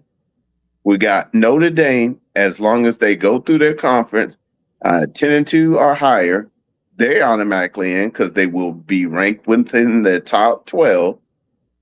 And then you have your Big 12 champion, and then the SEC and Big 10 gather the next deals. The 2 FCS kick out 2 of the bottom 12. Right. Even though their strength of schedule does not line up with that. Why do you feel that that's not an accurate representation of what we're trying to represent here? Okay, that's a great question. I don't know if I think that is not an accurate representation. I mean, this is America, right? We're all about inclusion. And if you would ask those FCS schools, they think that they can compete, right? So there's that, and there have been a few FCS programs that you would think that can compete at the FBS level in a season. Like when you think about what's it, North Dakota State, they're moving up to FBS now. That's a school that I think in their prime, any given Saturday they could be a FBS school. So I mean, I get it. And it's also about protection. You got the FCS schools and conferences fighting for this. It's about protection because if you think about what you're having now, like think about the SEC. We basically rated the American Conference, the AAC, for 4 top coaches. Right. I hear you. I like that pushback. So maybe that's, I mean, like I said, I'm not in the FCS rooms, but maybe that's it. Maybe it's just more about protection and trying to preserve that element of it. And man, like if you think about it, like if you eliminate FCS, you gotta think about some of the upsets that have happened throughout the years where FCS schools have knocked off FBS schools. Yeah, don't remind me. Yeah, Boise State. Yeah. So you think when you think about that, man, like you would be eliminating the possibility of one of these teams actually making a run at it, and I don't think that's fair. I don't think, in all honesty, I don't think that's fair because who's to say that one of these teams can't win? Maybe not a national championship, but actually make some noise in a playoff format. So, all right, now Tez, all right, now we gonna take off our glasses now. Now let me ask you a question. Okay. Now that we have established that, how do you justify taking out, i.e., from we'll just use last year's schedule since it's already been played, a Vanderbilt or a Texas for the 2 FCS? I mean, you don't. You don't justify it. Like you said, it's just about an inclusion. Nothing more, nothing less. You don't. You know what I'm getting at, because the strength of schedule, they constantly pound us. What strength of schedule is going to be?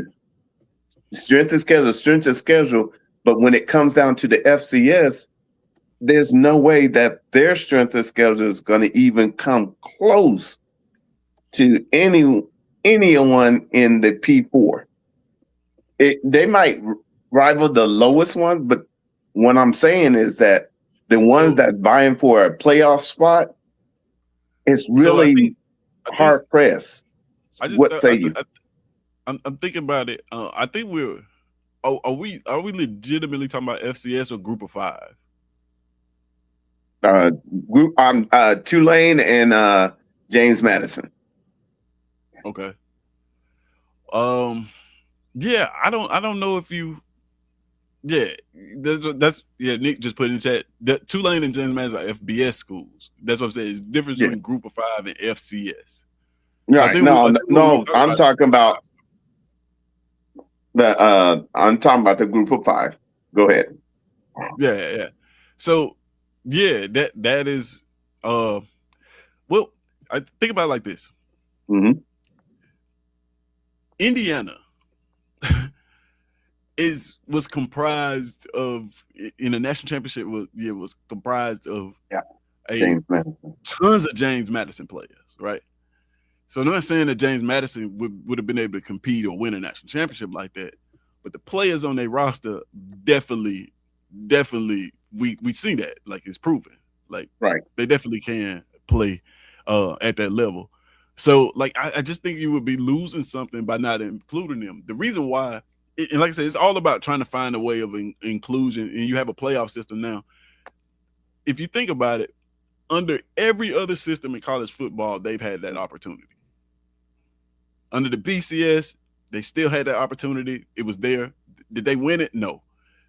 The 14 playoff, they had that opportunity. Did they win it? No. Right?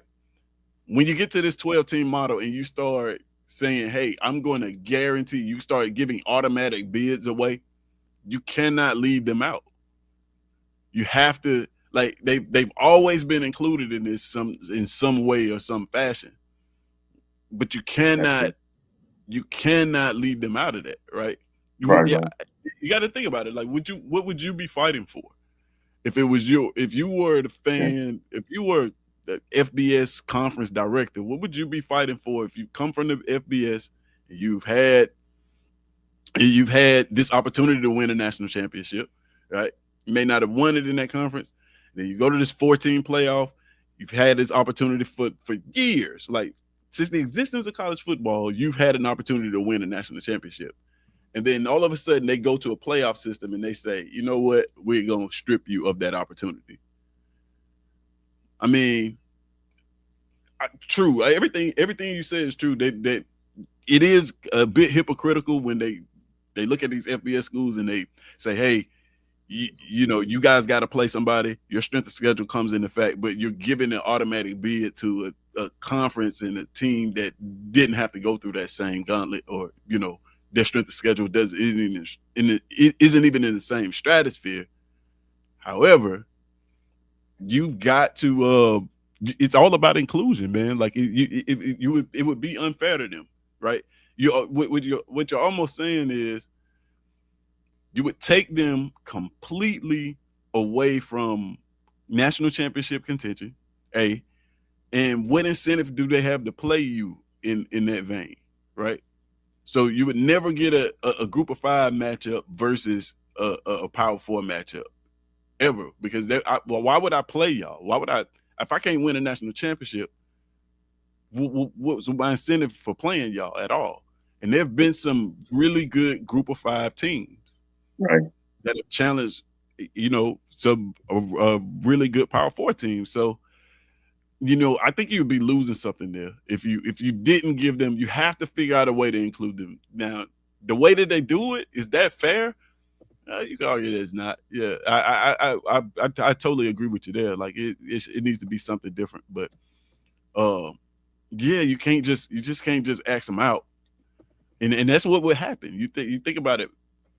Okay. If you didn't give Group of Five, I keep saying Group of Five, but if you did, if you didn't give a Group of Five teams, if you didn't give them an opportunity or automatic bid, what is the likelihood of them ever making the 12-team playoffs? Mm-hmm. I hear you. I just feel that they should have their own national championship myself, and that way it because we keep talking about the integrity, and the committee keeps driving to us.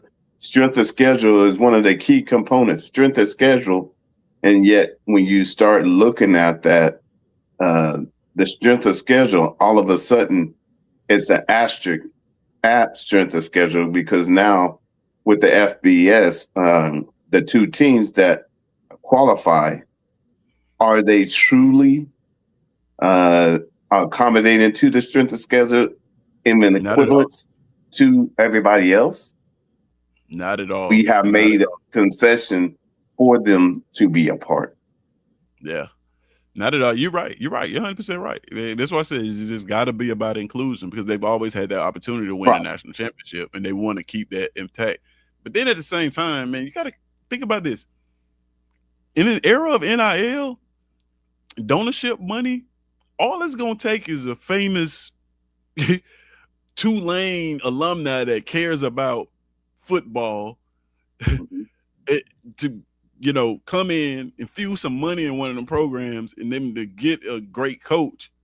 Kind of the Indiana story, right? You get a Mark Cuban coming in, fusing a little bit of money in there for some NIL. You get a Kurt Cinetti as a good coach, and all of a sudden, you're a national championship level team. You went from the worst team, worst FBS team in college football history to national championships in a matter of what, 2-3 years it took them. So, like, who's to say that'll never happen at a Group of 5 school, right?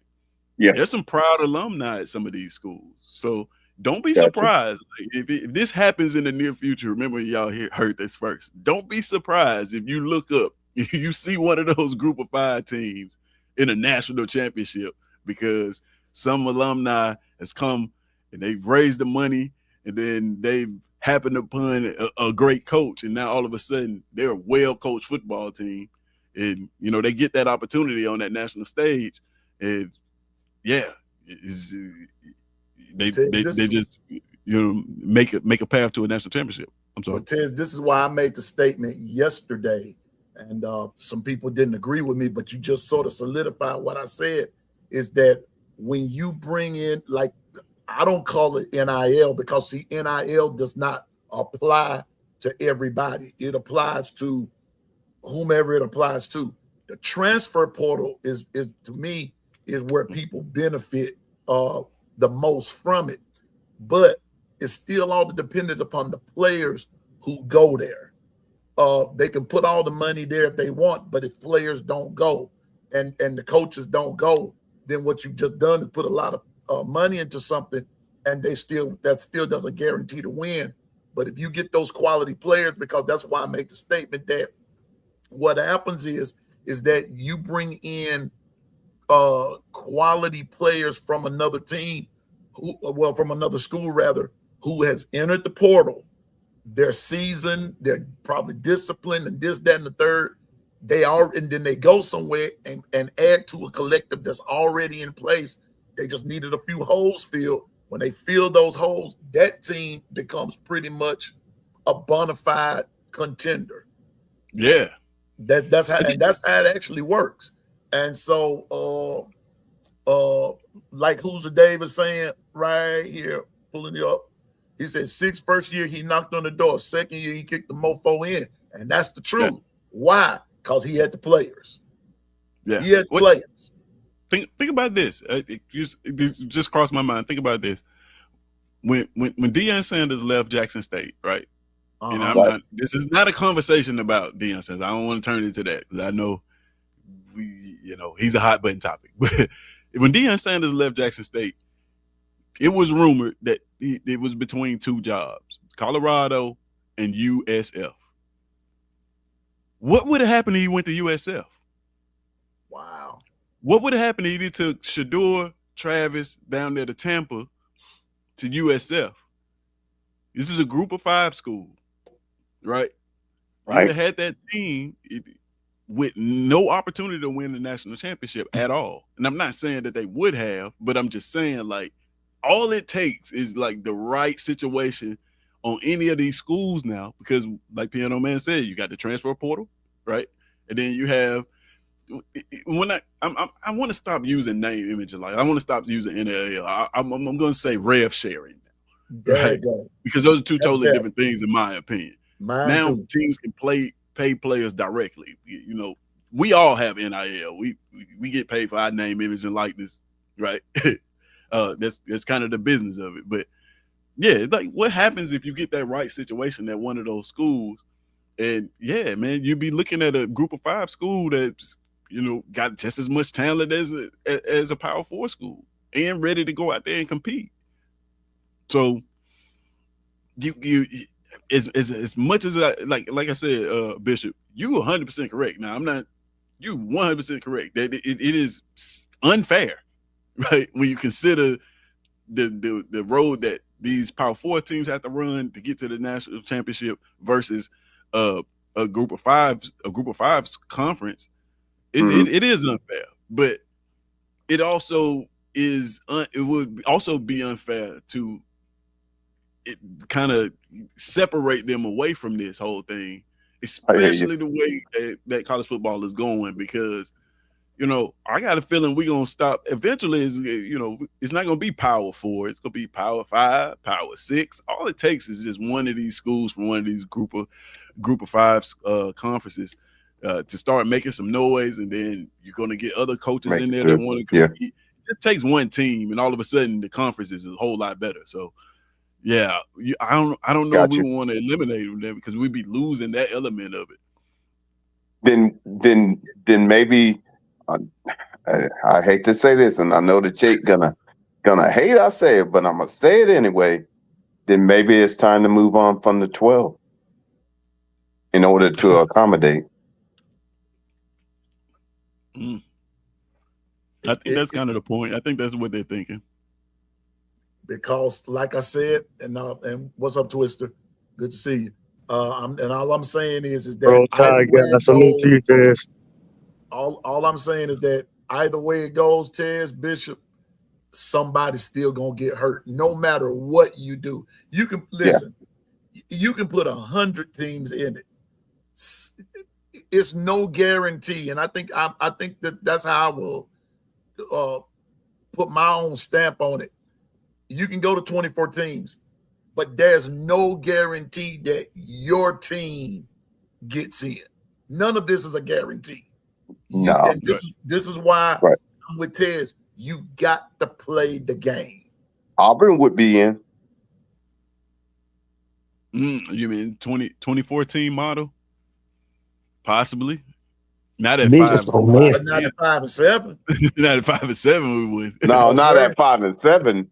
But you have the now understanding with the changes that you made, if you're able to make a run, things can change. But the thing is right now, if you're looking at it with the 12, you already know your fate. So my thing is there's still some area where we can strengthen it, but I feel that some way, somehow, either someone helps Notre Dame to see the light, or we go to independent like Notre Dame.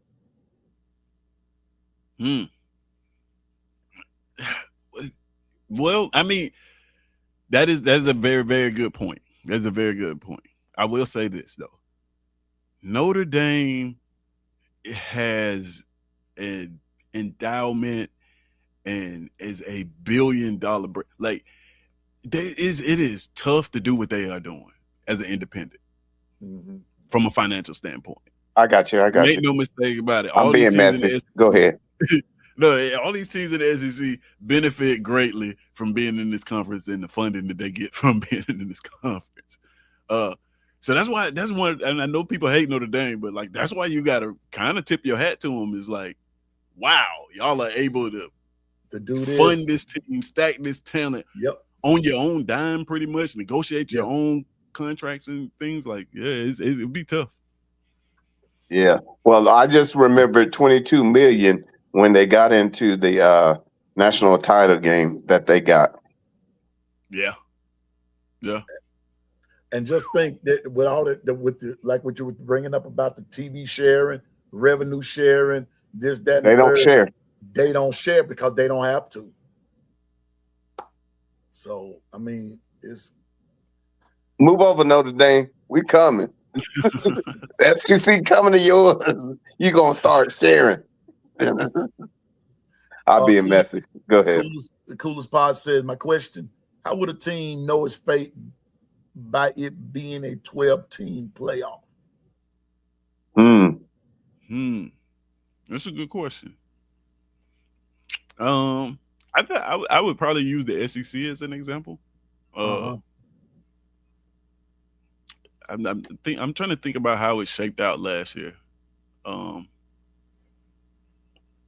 Because I just think that if you're the number one team in the SEC, you can afford to lose that robbery week, and still make the playoffs. All right, But think about it. It was 5 teams from the SEC that made the playoffs. But think about it, Ted. We was the number one seed in the SEC going into the SEC championship. But if we had lost to Auburn, I don't think we made it.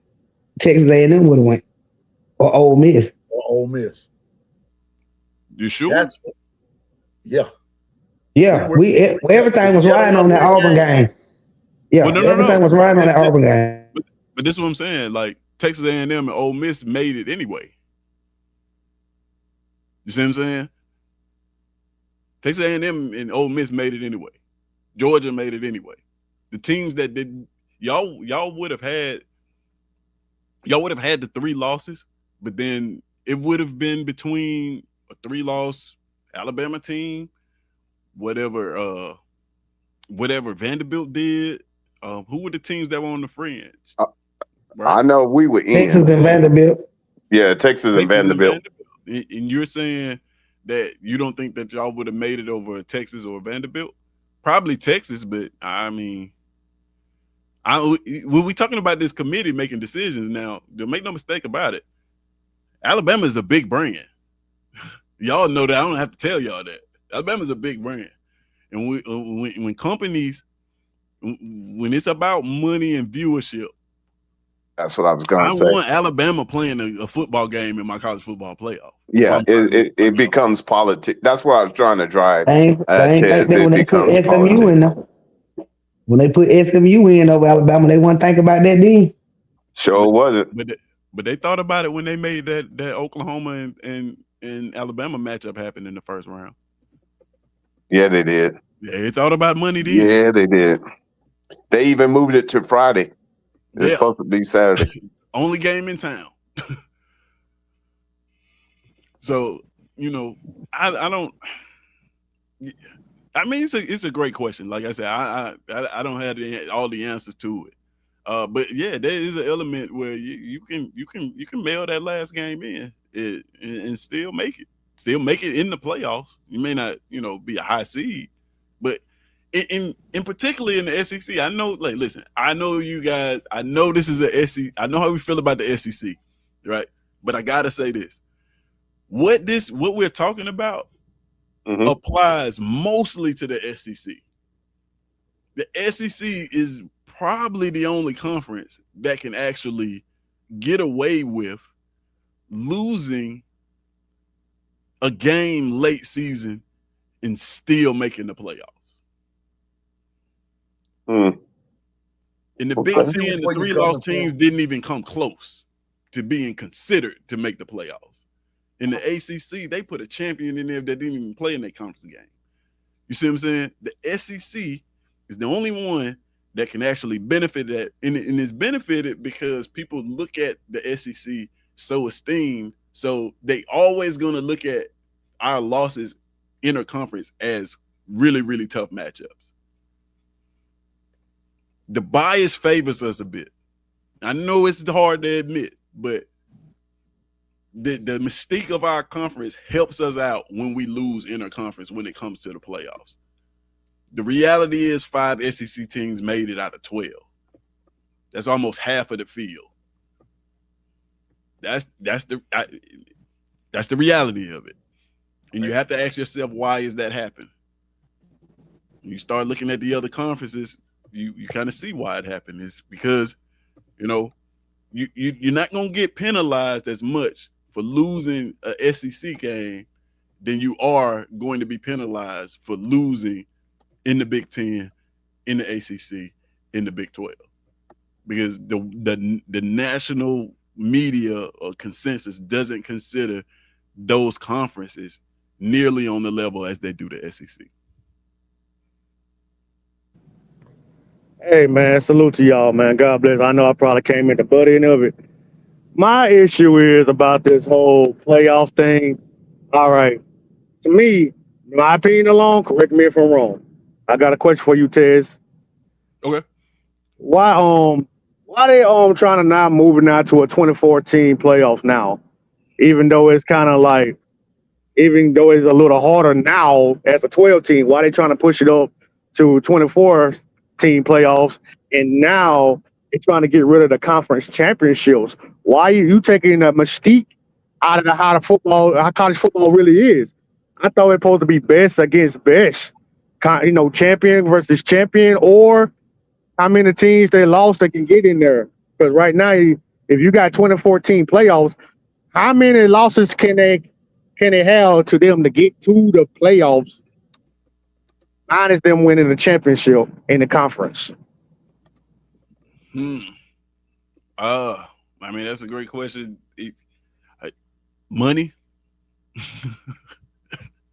The short answer: funding, money, a dollar. Uh, you got to think about, in it. One of the things that's happening too is the part that we don't consider a lot is media rights, right? The same media company that owns, well, I ain't gonna say owns, but is in bed with the SEC is the exact same media company that controls the college football playoff, right? So To me, it just don't make no sense. Why change it? Like, why are you just trying to fix something that's not even broken? Y'all are like, it was 14 playoffs, moved it up to 12. Now y'all going to 24, and then you trying to get rid of the conference championships? That don't make no sense to nobody me. cares about the integrity of the game. Nobody cares Okay. about that part of it that you and They, I they, care about. they finna wash that, water it down, and it's just like anybody can make it. Do But y'all It's just Twisted, think like that anybody can goes to make it show, now. but that kind of goes to show you right there that the system is broken. When you say that it's not broken, that goes to show you it is broken, because if you've gone from 4 now to 12, well, you've gone from 4, you were proposing 8, and then you couldn't stop at 8 because you were stopping at, now you want to stop at 12 and everything. But when it was 4, remember, they were fussing about certain teams being in, being out, being that and the other. That went to show you right there it was broken. It was Okay. broken. Let me, Nobody was let, satisfied. let me throw this in there. Okay, then the strength of schedule. Do they play a part in that as well, or it just strength of schedule don't matter anymore? That everybody been talking about that as well. Okay, yeah, they talking about strength of schedule. You got the toughest schedule, and you won your conference, or you won your, you won. Let's just say you won your whole. You beat everybody season, Matrix right? broke. Before they to the conference, all that. Would that matter what the strength of schedule? It don't matter anymore about that. Basically, anybody just can get in who they won a big I'm bunch of games. I'm gonna tell you like this, man, and this is gonna be probably an unpopular opinion. And actually, a shout out to Nick. You put his comment up there. He's one of the ones that kind of opened my eyes to what I'm about to say. Only in college football we care about strength of schedule, and it's because the playoff system is based on a committee making a decision on a resume. That's the only reason we care about strength of schedule. You're not gonna go to the NFL and they're not gonna say, "Oh, well, the Eagles didn't play nobody this year. They don't belong in the playoffs." Why? Because their model rewards what you actually do on the field. It is seamless like that. Only strength of schedule shouldn't even be. We shouldn't even talk about that. To be honest with you, the only reason that we talk about that is because you have a group of people that are putting teams in the playoffs based on what they say is strength of schedule. But in reality, the way any other sport works, nobody considers that for real. For real, it's just the reality of it. I mean, when you think about it, it's just the reality of it. Any professional sport, I mean, we all agree that that's what this is becoming. Professional college football. So, I mean, I feel you on that. I feel you on that because I ain't mean to cut you off. My humble apologies on that, bro. The reason I said it, because I kind of came up with that back in 2024 when Alabama didn't make it because we had 3 losses.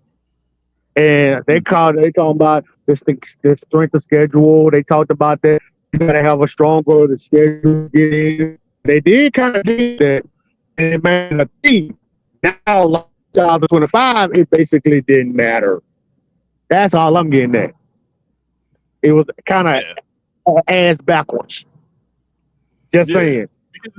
Because you got the human element in it, right? The one thing humans are always going to do is try to correct themselves. No matter what happens, they're going to try to correct themselves. So yeah, that was their attempt to like, hey, we got it wrong this first time, so like, hey, now it's not going to matter this year.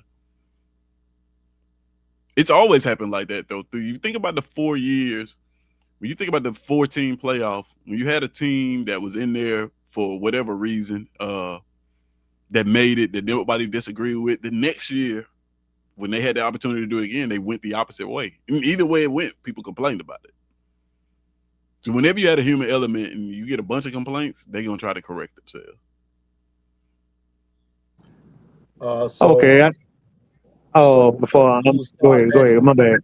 So Coolest Pod adds, so because of that respect the SEC gets, 24 playoff teams should be warranted.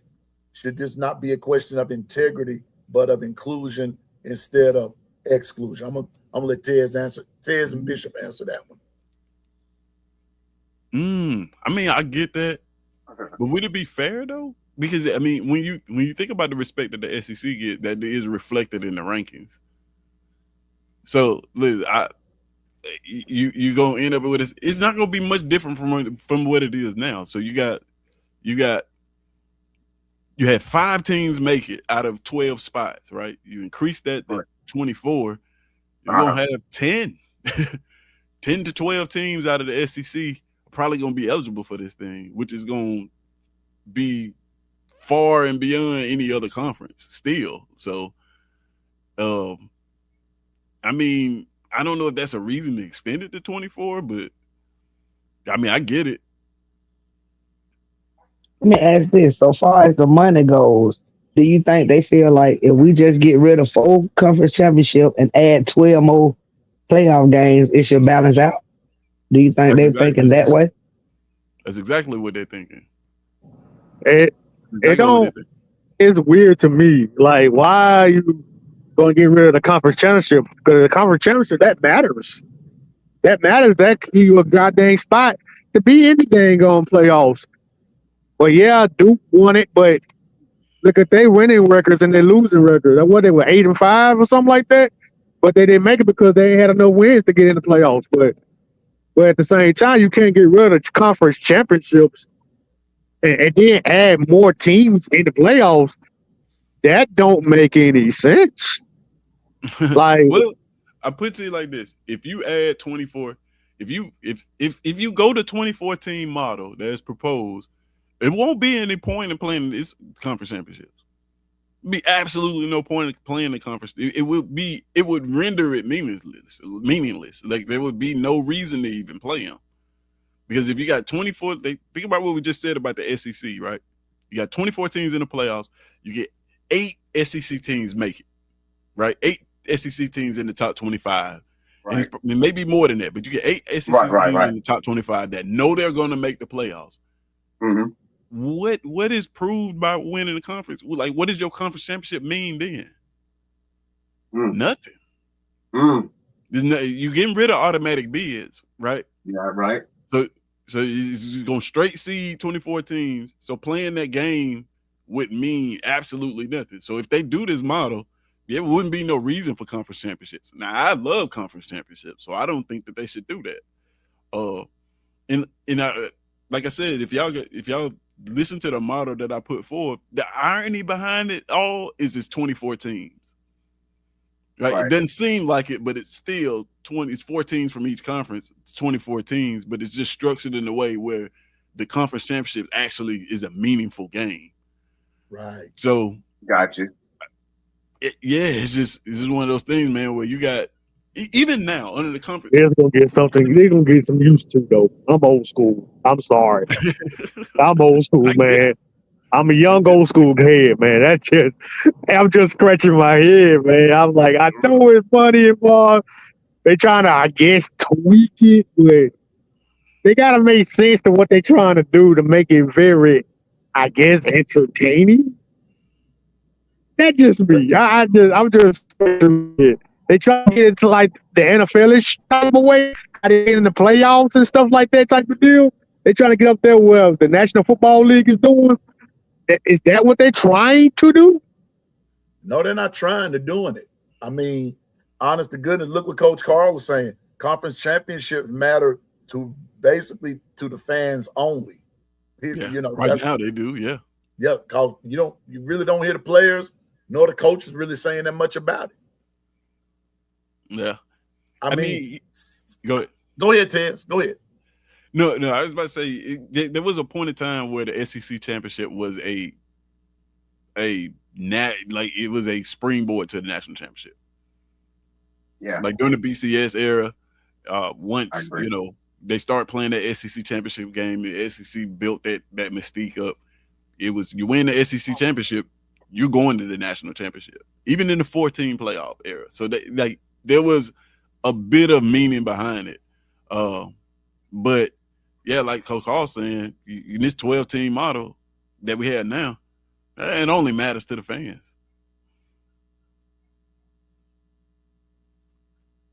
Yep, I'm just saying. And so as things change, you have to adjust to you have to make adjustments. And it goes back to something. Wait a minute, hold up a minute. Bishop, you did not have your say about that inclusion and exclusion. Go ahead. At this point, let's just be honest. What they are taking us through is our first time as a fan base of our own fire test. Because the simple fact is they are challenging what has been the status quo. And what they're trying to say is the bottom line would grow and more money would be allocated to what they call the money pot. Instead of NIL, let's call it the money pot or the asset pot. You'll get more TV revenue, and as long as you make it into the playoffs, let me add that caveat. And supposedly in their minds, they have justified it would enhance the game. I have a pushback because you still have outliers and you still have universities that can make their own pilgrimage into the playoffs because they don't have to do a conference championship because said they are independent or they are FBS. So with that said, now with the 24, I feel that they're trying to say, look, there's something coming down the pipe, i.e., like similar to Amazon Prime, the basketball, and we would see it fit to almost be like a March Madness, and that the top 24 would almost get all of the top 25. But once again, some of those FBS don't even go into that. So we're still at the same thing. But in their mind's eye, you would get more SCS and Big Ten schools in. I just think they're doing a money grab. They're showing you one hand, and in the bottom line, they know what they're driving for, and I don't see that they thought it all the way through like they always done. And they're just trying to gain the popularity and have us, the podcast content creators, talk about it so they can get the feedback and now go back to the drawing board. Yeah, that's good, Bishop. It's a money grab, man. It's all about them. It's about them Benjamins and everybody with whatever money denomination you want to call it. Shucks, even down to the quarter with George Washington on it. I mean, it's about money, and at the end of the day, it's how much money have we taken in, and that's why again I'm going back to something Ted said. In retrospect, that's why now I have to salute Notre Dame. As much as I don't like them, I have to say, man, y'all the baddest players in the game. But I'm not talking about on the football field, but as far as that money goes and all of the rights that go with it, they in there. So, man, but Tez, I'm going to ask you this before I let you go. What time is your show today? I mean, are you dropping the video? Today, I don't I don't have a show on my channel. But I'll be over on Water Cooler Talk Pod at 7 Central Standard Time.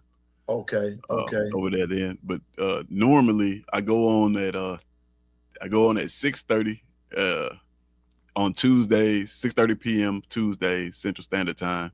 Okay. We do SEC's Alive, which is the most interactive SEC experience on the planet. Right now we are in the middle of a what I call the Fans versus Day series, because a lot like this conversation, I feel like the fans know college football better than the professionals, right? So right. We go through each week and we pick each and every SEC matchup. We're on week 9 now. Yeah. We pick win totals. The fans vote on win totals for each and every single SEC matchup. I put the percentages together in what I call the SEC's an index. ESPN got an index. Why can't I have one?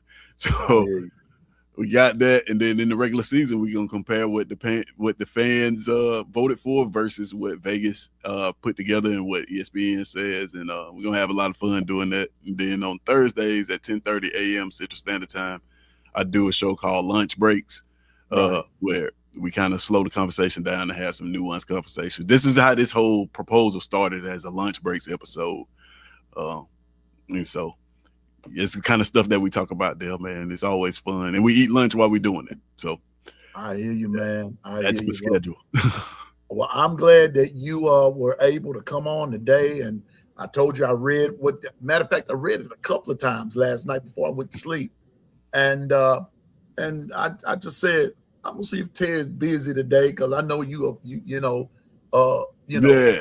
more popular than I am, and you're more busy than I am. And everything. So I said, let me bring this idea to the table. And I told the crew, I said, I got a surprise for you today. I didn't tell them it was you or anything. When you showed up, I'm glad that you were able to come. And bro, we even though you Auburn, I look at you as my brother, and with a lot of information. But I still love to see when you and B Sharp be going at. That's my guy, man. B Sharp is the man, but he will still never get me. Not in this lifetime, nor the lifetime to come. He will never get me to call Tom Brady the G word. We gotta work on that piano, man. We gonna have to work on that. No. See, listen. We gotta work on that, man. Listen now. Tom Brady couldn't beat Eli Manning if you gave him the B, the E, and the A. He couldn't beat Eli Manning twice. Oh. And then he turns around and loses to Nick Foles. What kind of...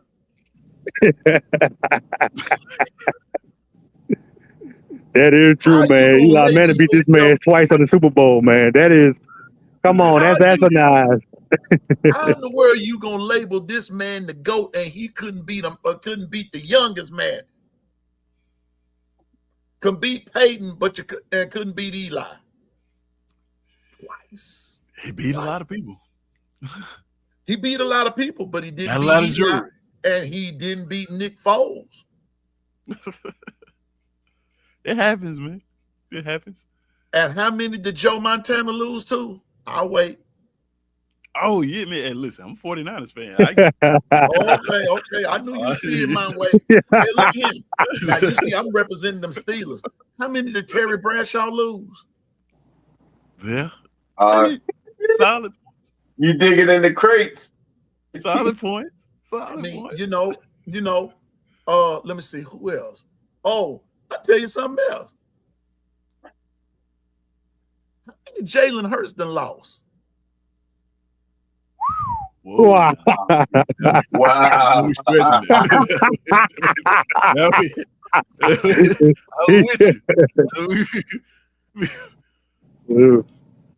And y'all got this Tom Brady thing going. And okay, I'll let you have it, but you'll never get me to say it.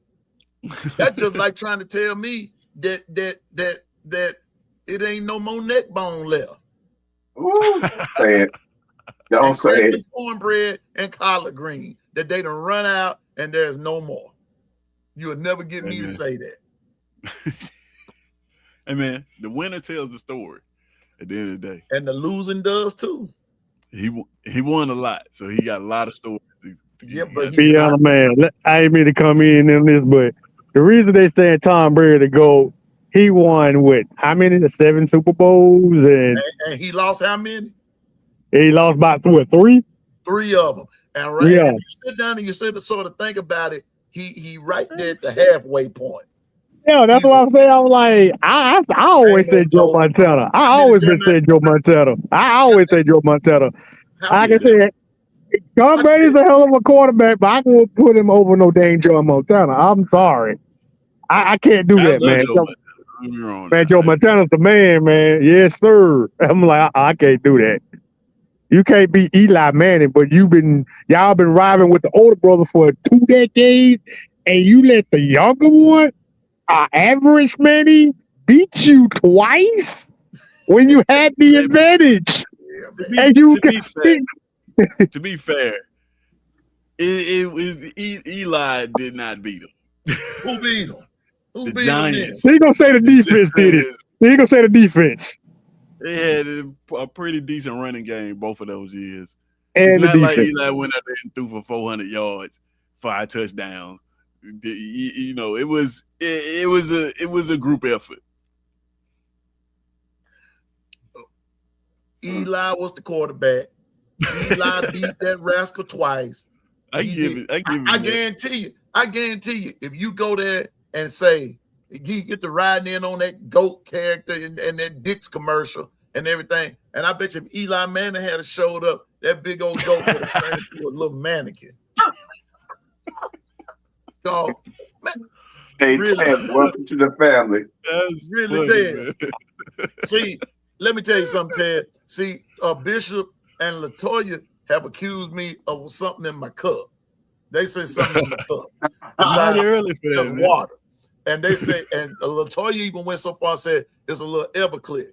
I just said, now look, if this ain't nothing but plain water, that if I put this cup in my mouth and I taste something then besides what I put in it, all I'm gonna say is the Lord done it again. That's all I said. That's all I said. Now, that's all I said. He turned water into shine. You see what I'm going through? It is good. I'm facing all that this morning, and now you still coming up here. You and B Sharp talking about all this GOAT foolishness. The GOAT is Tom Brady. Excuse me, it ain't Tom Brady. The GOAT is Joe Montana, Terry Bradshaw. Everybody who ain't lost no. I'm surprised nobody mentioned Patrick Mahomes. That's usually the name that come up too. Oh, come on now. No.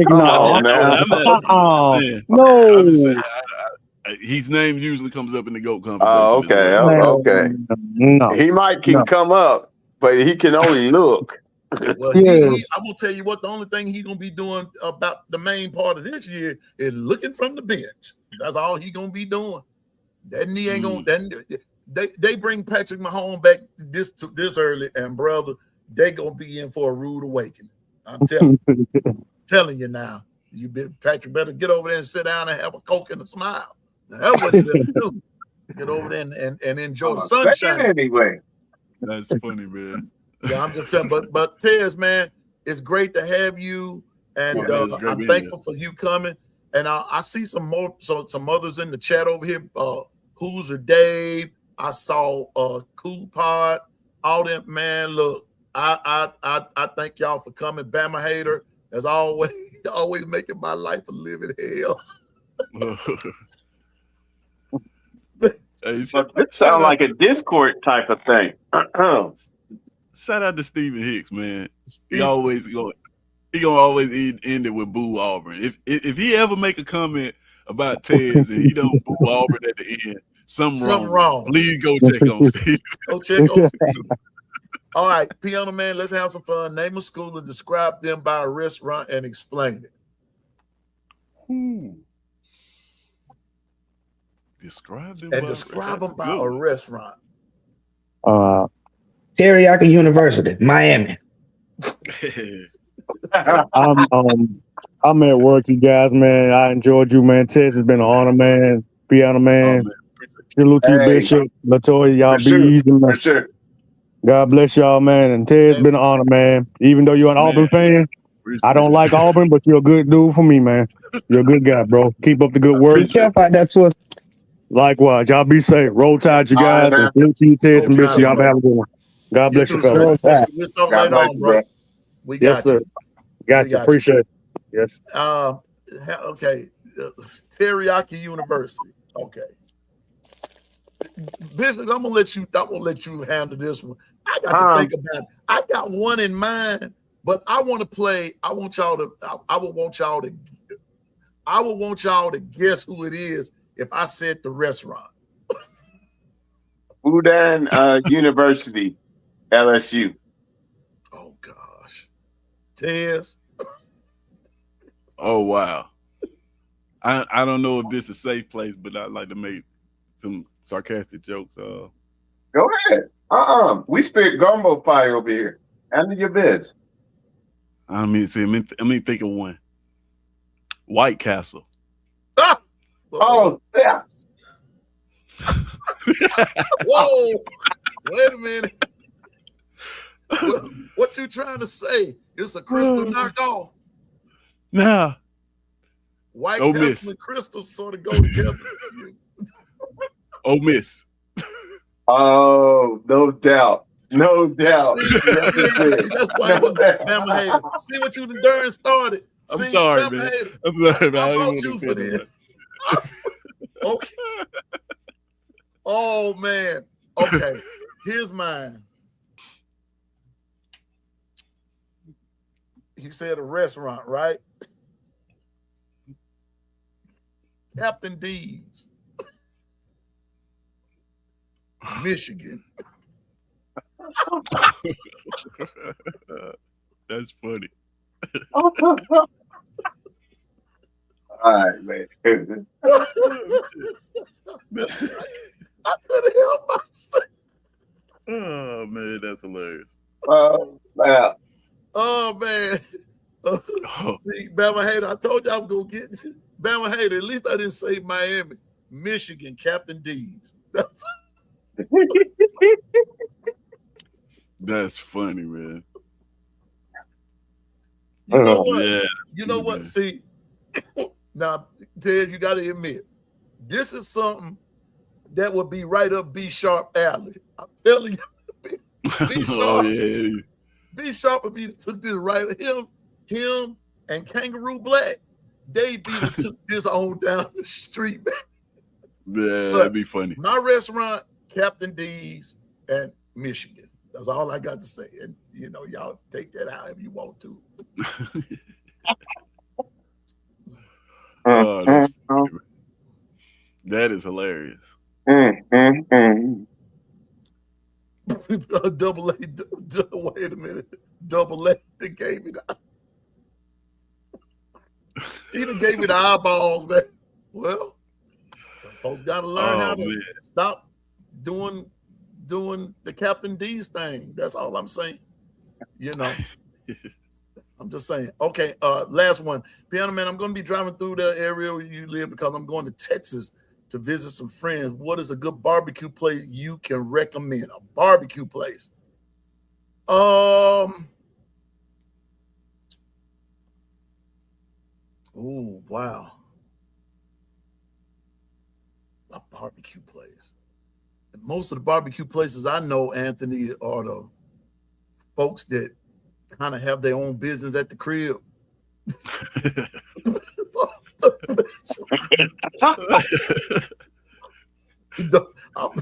I ain't lying to you, man. Barbecue. Because that's all if I'm going to give me some cue, I go to somebody's crib where they doing it there. That's where I go.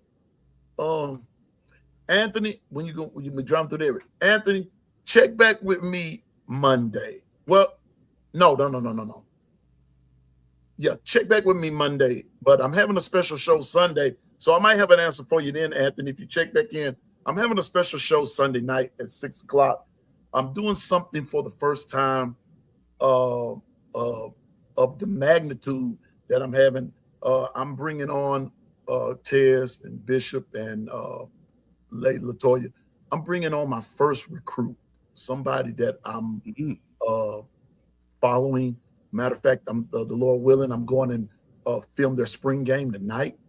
Just get some highlights and everything. And I'm getting my feet wet in other areas of this.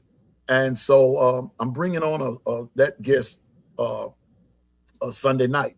But it's going to be a little bit more special than that because not only am I bringing him on, I'm also bringing on his dad, who was a star. Tez, you're going to like this. He went to Auburn. Okay. His name was Hendrick Leverett.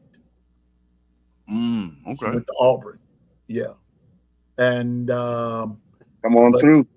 Yeah, and so we're trying to bring I asked his dad, would he come with him? And so they're going to be on. But what's also, I'm trying to work this out, but I'm also trying to bring his granddad on because his granddad was a big JUCO guy back in the day. And so I'm bringing on like three generations, in a kind of sort of way, of football players. And I want to interview all three of them. And so kind of special for me, but if I can't get granddad, at least I have the father and the son. And we're going to make them feel real special. So everybody just tune in Sunday night at 6 p.m., a special edition of The Long Run. And it's my first time doing a show of this magnitude. So I like y'all support and all that good stuff. And so I hope y'all can come and just hang out with me. And he is going into his junior year. Bama Hater. No, he's going into his senior year. He's going into his senior year. But come on in, Bama Hater. You'll see him and everything. And I think y'all gonna like what you see. And he's a pretty cool guy. As a matter of fact, he's a teammate. He's a teammate of Tristan Keys. And so we all know Tristan Keys committed to LSU, decommitted, and now he's at Tennessee. And anyway, but this is the running back. And so I hope y'all come. But we getting ready to get up out of here, y'all, because my stomach is sitting at the front row of the funeral, closer to the casket. It's to suffer the great loss. It's to suffer the great loss. And I'm just Pete. Yeah. Do you think he could be a part of the Discord? Who, Tez? Mm-hmm. Sure, Tez. Anybody can. The Discord, listen, the Discord is like the Lord. We don't turn down nobody but the devil. That's interesting, man. I never considered the Discord. Yeah, he can be part of the Discord. I take it y'all have a lot of fun there. Oh, God. Yeah. But Bama Hater, I still want you to come Sunday, though, bro. and I still want you to come on through, and I want everybody to come and be a part of this. But yeah, and even anybody in the chat, if you never subscribe to the Discord, you know what? I didn't even write it down again. I started yesterday, but that's the gone. long run. Yeah, but The the 50. long run, What is it? The 50. Oh, the 50-yard line. yeah. Yeah, 50-yard line, the long run Discord. The long run Discord. Look that up. Subscribe to that, and then you got two areas there, Tez. And this is for anybody. You got the 50-yard line, which you can chat in, but you also have less talk. You can talk to each other verbally, audibly, all that good stuff. Okay, that's cool. And we have it set up like that. Bishop is there, Governor's there, Latoya is there. I'm not there all the time, but I try to get in where I fit in, you know. But but my people are getting in touch with your people. It's doing that kind of thing. But anyway, y'all, that's our show for today, man. Tez, again, thank you, bro, for last. Thank you again for stopping in. Nah, man, thank y'all for having me, bro. Hey, bro, that was wonderful, Tez. Wonderful. And great presentation. Now, Tez, this is what somebody said in the chat. They wanted you to present what you presented to us. I'm gonna see if I can't make it happen on one of the shows. That's the Ryan Fowler show. I want them to hear you put that to present that. I want them to hear you present that. And he also said present it to On 3 and to Miller's Edge. That's three venues, bro, that they need to hear it. Now I believe Christian Miller would love it, and y'all will have some great dialogue about it and everything. I think Christian will hear you all the way out, and I believe Ryan would too. But I'm gonna do everything I can to help you get on Ryan Fowler, and I know him personally. But those were three On 3, Ryan Fowler, the game, and Miller's Edge. Those were three entities that someone in the chat said that they wanted you, that they would love for you to make that presentation. And Ted, you don't know how far it would go, bro, until you put it out there. Yeah, that's true. That's true, man. We think that highly of it, bro, for real. But bro, and we got your back, Auburn fan. We got your back, though, bro. But whatever kinks you need to work out, work them out. Whatever kinks, you know, or something you might need to throw in there, or you might need to pull something out and retweak it. Whatever, man, just do your thing. That's why I was suggesting the Discord, so that way we can, when you throw different things, and that way when we get a chance to look at it, we can put something back and you'll be able to see. Yeah.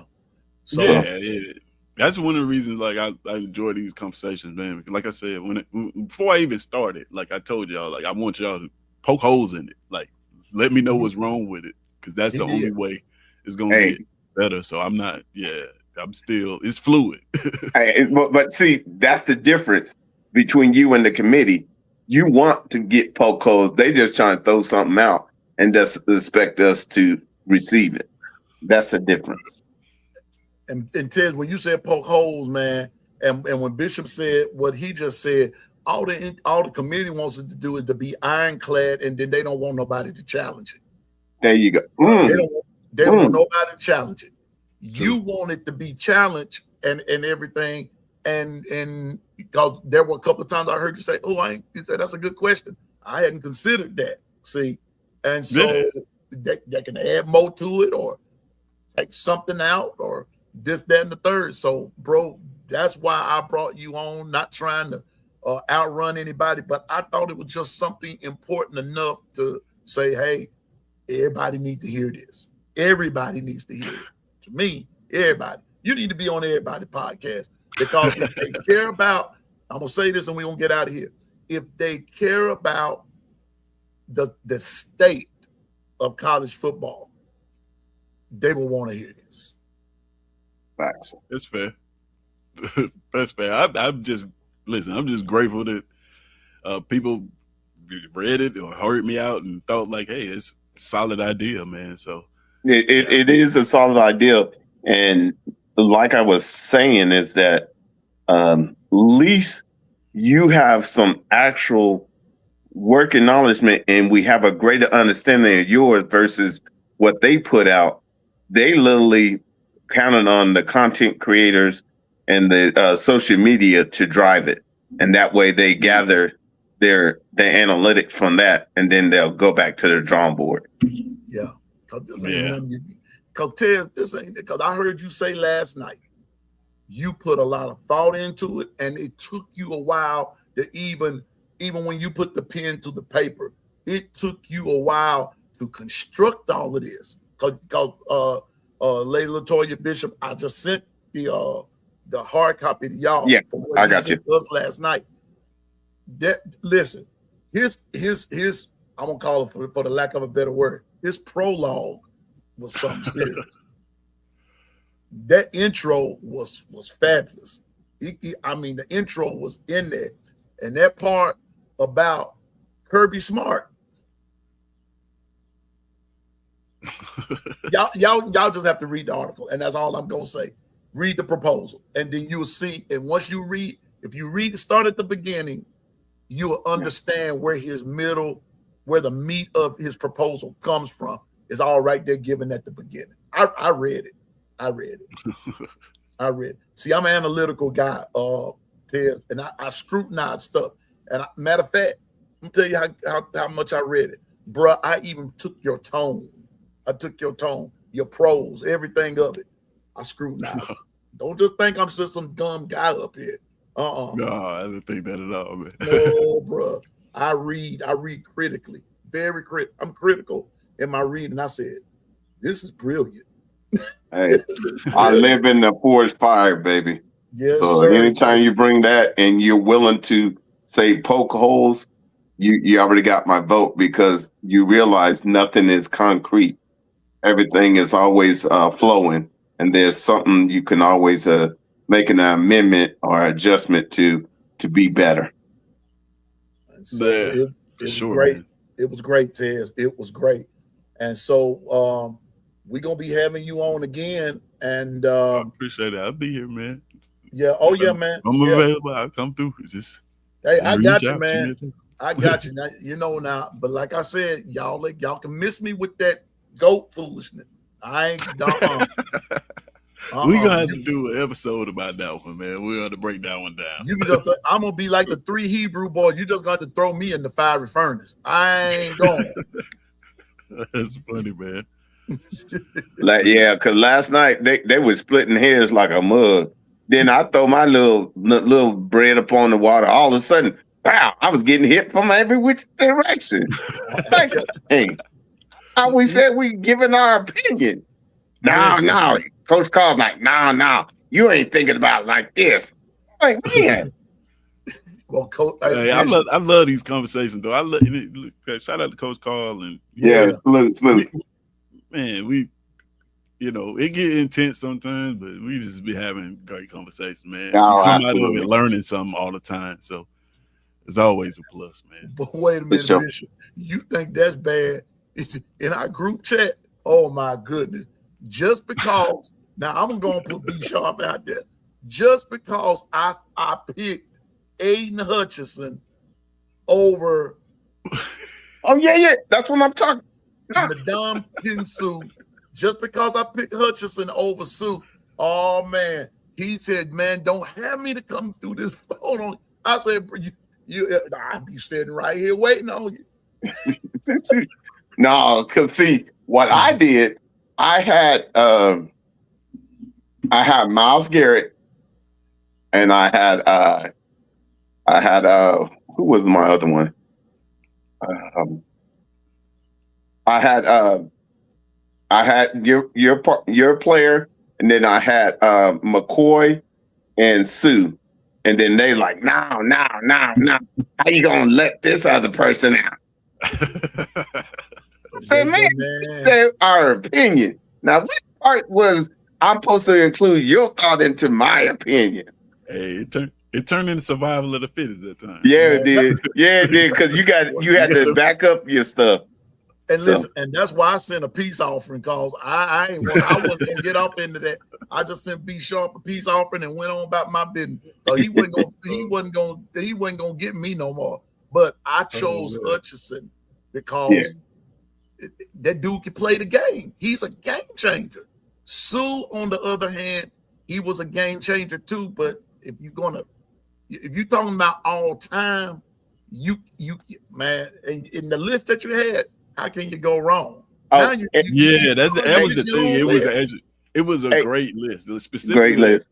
Tackle DN when that's what made that conversation so intense, because it's like it's really no wrong answers on there. I know. You really look at them, it's like, wow, you have. That was a really good one, man. And then got to arguing about them defensive backs. I love what Coach Carl said. No, he was a safety. Hey,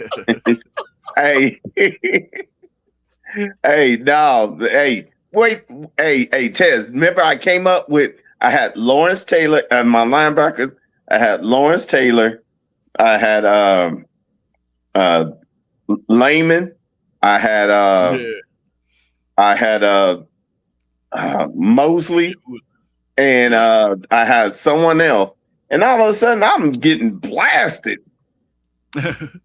Shout out to OG Gill. He's a DN, man. He's not linebacker. Yeah. Hey, that's me saying, hey, I love Gumbo. So I loved it, because now all of a sudden it was just a matter of, now we're getting into, okay, what did they bring? Were they able to square up in a hole? Were they able to cover? And all of a sudden, now you had to go back in your repertoire and you had to know the individuals. You can't just state something. You better know why you came up with that. True. Well, I'm gonna tell you, those type conversations. Sometimes when people get in their feelings, see, that's why I don't like getting in there, because somebody gonna get in their feelings every time. It's just like having the conversation. Who the best? Isley Brothers, Earth, Wind, and Fire. Tupac, Big. Don't do that. Whitney, Aretha. See, sometimes you ain't right. You ain't right. They both in the family. You're gonna split up the family. That was cold, yeah. That was cold shot. See, I mean, when you look at it like that, okay, watch this. Michael Jackson, Prince. We're actually having this conversation. It's an ongoing conversation now, currently. Yeah, it is. See, so that's why. So watch this. Michael Jackson. Watch this. Here we go. I'm gonna show you how crazy it get. Cam Newton, Pat Sullivan. Both of them from Auburn. That's you. That's you. Oh man. If I had to, what are we talking about? Play on the field? Who would you if you had to just pick a quarterback from Auburn? I just gave you 2 Heisman Trophy winners: Pat Sullivan, Cam Newton. I'm taking Cam Newton. I knew you were gonna do that. Yeah. I'm taking Cam Newton. See, there you go. I'm honestly not the biggest Cam Newton fan. Okay, Jamal Holloway or Sam Bradford? Neither one of them. Oh, you hater. J.C. Watts. Okay. Oh, yeah. My bad. Neither see what happened was? Okay. Ken Stabler, Joe Namath. That's our show for today, folks. We're gonna go from there. That's our show for today. You remember to stay focused, drive, go forward in the name of the Lord. Bishop is trying to. He trying. He really trying. And and Latoya ain't even helping me out with that one. Joe Namath and Ken Stabler. And you want me to make a choice? That's trying to ask me which one do I want the most? Cornbread or crackling cornbread? Yeah. Hey, ain't nothing but love, baby. Ain't nothing but love, P. See the thing. See, Ted, you see what my group does to me. That's what they do to me. Those some conflicting questions, man. For sure. Ain't nothing but love though. But I'll call it splitting hairs. Well, Take us out with Bishop theme song too. Yeah. Thank you, girl. Have you Thank you, girl. seen Bishop's theme song? Watch this in. Nah, I have Watch not. this in. Watch this in. This Bishop theme song right here. Yeah.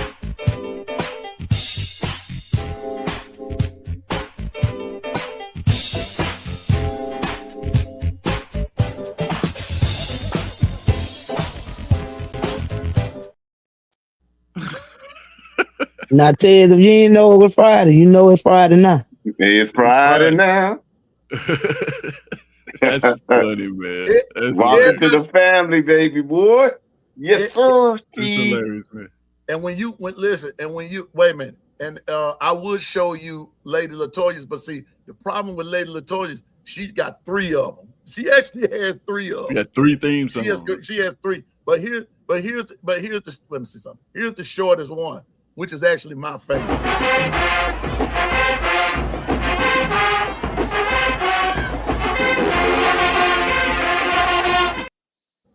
Yes. Oh my God.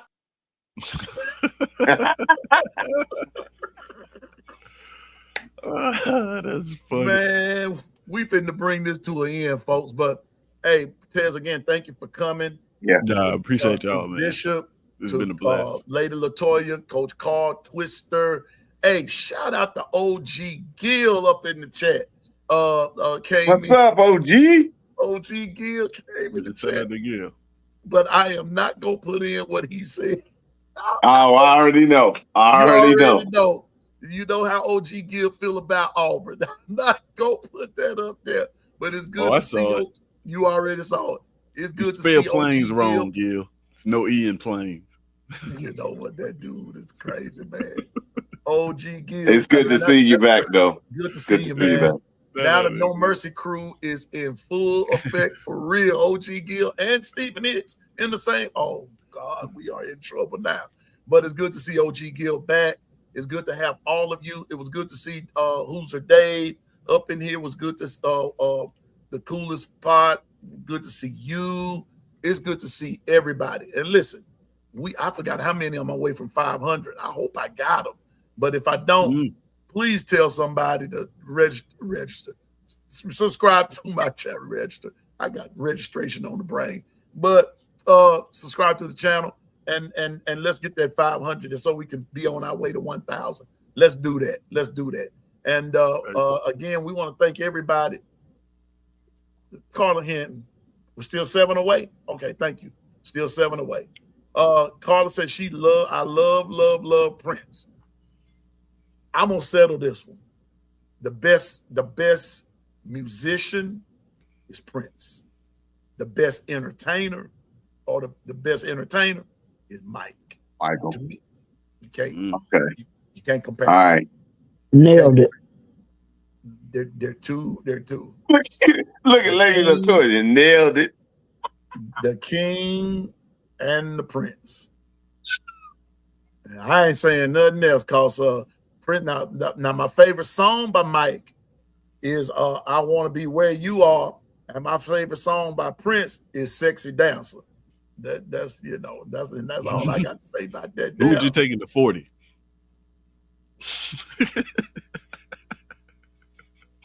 Say what? You family. That's it. You are family. Who would you take into 40? 40 between them two. Prince in the hills. I don't know. It depends on who's running after them.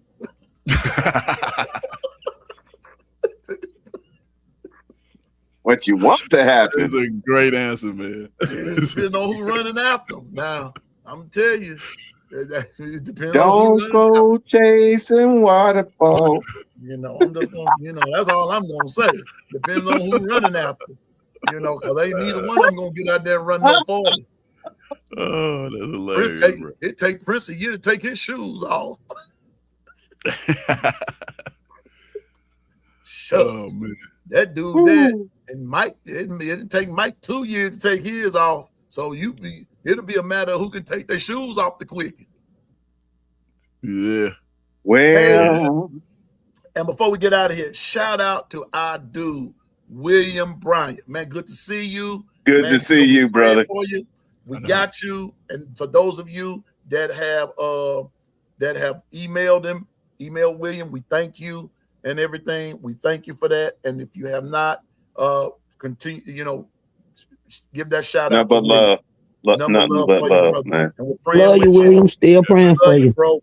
We love you, and we love your family. We love your family as well. So, just like you're suffering, the rest of them are too. So, but we got you, bro. We got you and your family in prayer. We got you. Always and forever. Don't sing, Bishop. Don't bring Heat Wave into this. Leave Heat Wave out of this now. No. Okay. Don't mess the groove. Since you went there, Always and Forever or Groove Line? I'm through. Okay, I'm being messy. All right, we love y'all. We see y'all. Love y'all. Y'all come back down here. Stay focused, drive and go forward in the name of the Lord. And remember, you can do all things through Christ that gives you strength. Hey, remember this kitchen big enough for everybody to cook in and for everybody to get something to eat. And I think everybody ate today. I don't know if there's any leftovers, but I tell you what, come back Sunday night at 6 p.m. We're going to start the party all over again, and we're going to be doing the doggone thing. So remember this. It's okay to be a fan. Just be realistic, all right? Piano Man don't know everything. I just know what I'm talking about, all right? So with that being said, on behalf of Lady LaToya, on behalf of Bishop, Coach Carl, Twister, the governor in his absence, who was on the field trip today with my niece and everything, and then all of the rest of the 401k crew. Bino, all y'all. And thank you again, Ted, for coming by, which now you part of the family, bro. So that mean just I'll show be up. back. Hey, listen, that mean now, bro, when I send out the link, you're going to be automatically getting one. Okay. Yeah, I'll be back. You're going to be automatically getting one. It's a lot of fun. All right. The kitchen or the Discord is open. The Long Run Discord. The Discord is open. The kitchen is closed. The Gumbo Chefs have left the building, and Piano Man is out because I'm tired of sitting on this front row at the funeral, closer to the casket, because my stomach has suffered a great loss. Anyway, y'all have a great day, great weekend. Thank you again, Tez, man, and you the coolest Auburn fan I know. But over here, as always, we don't give a piss about nothing. The gold mic. And Bishop is undercover, but he's sooner. But we understand. But sooner or later, he gonna come out the closet. That's right. No. Man, that's funny. He gonna come out. You see it? Hey, Tez. See, that's family. That's family. Yeah, and bring R. Kelly out of there with you. Wow. But keep Diddy in there. Keep Diddy in there with all that baby oil and close the door. Nope. You've been cutting up all day, Keep that slick rascal up in there. No, leave that joker by himself. That's right. Put that rascal on Epstein Island if you want. I don't want. That's gonna be that's another show to be continued. You're doggone right. And I ain't scared of nobody. I ain't either now. But bruh. But anyway, Ted, this is what we do, man. We just This is hilarious, man. So anyway, y'all have a good evening, good whatever time of the day it is. Wherever you are, have a good one. All right. Roll Tide, everybody. We out. Love y'all. Discord is open. We'll see you later. And be there, be square, and we'll see you Sunday. We out.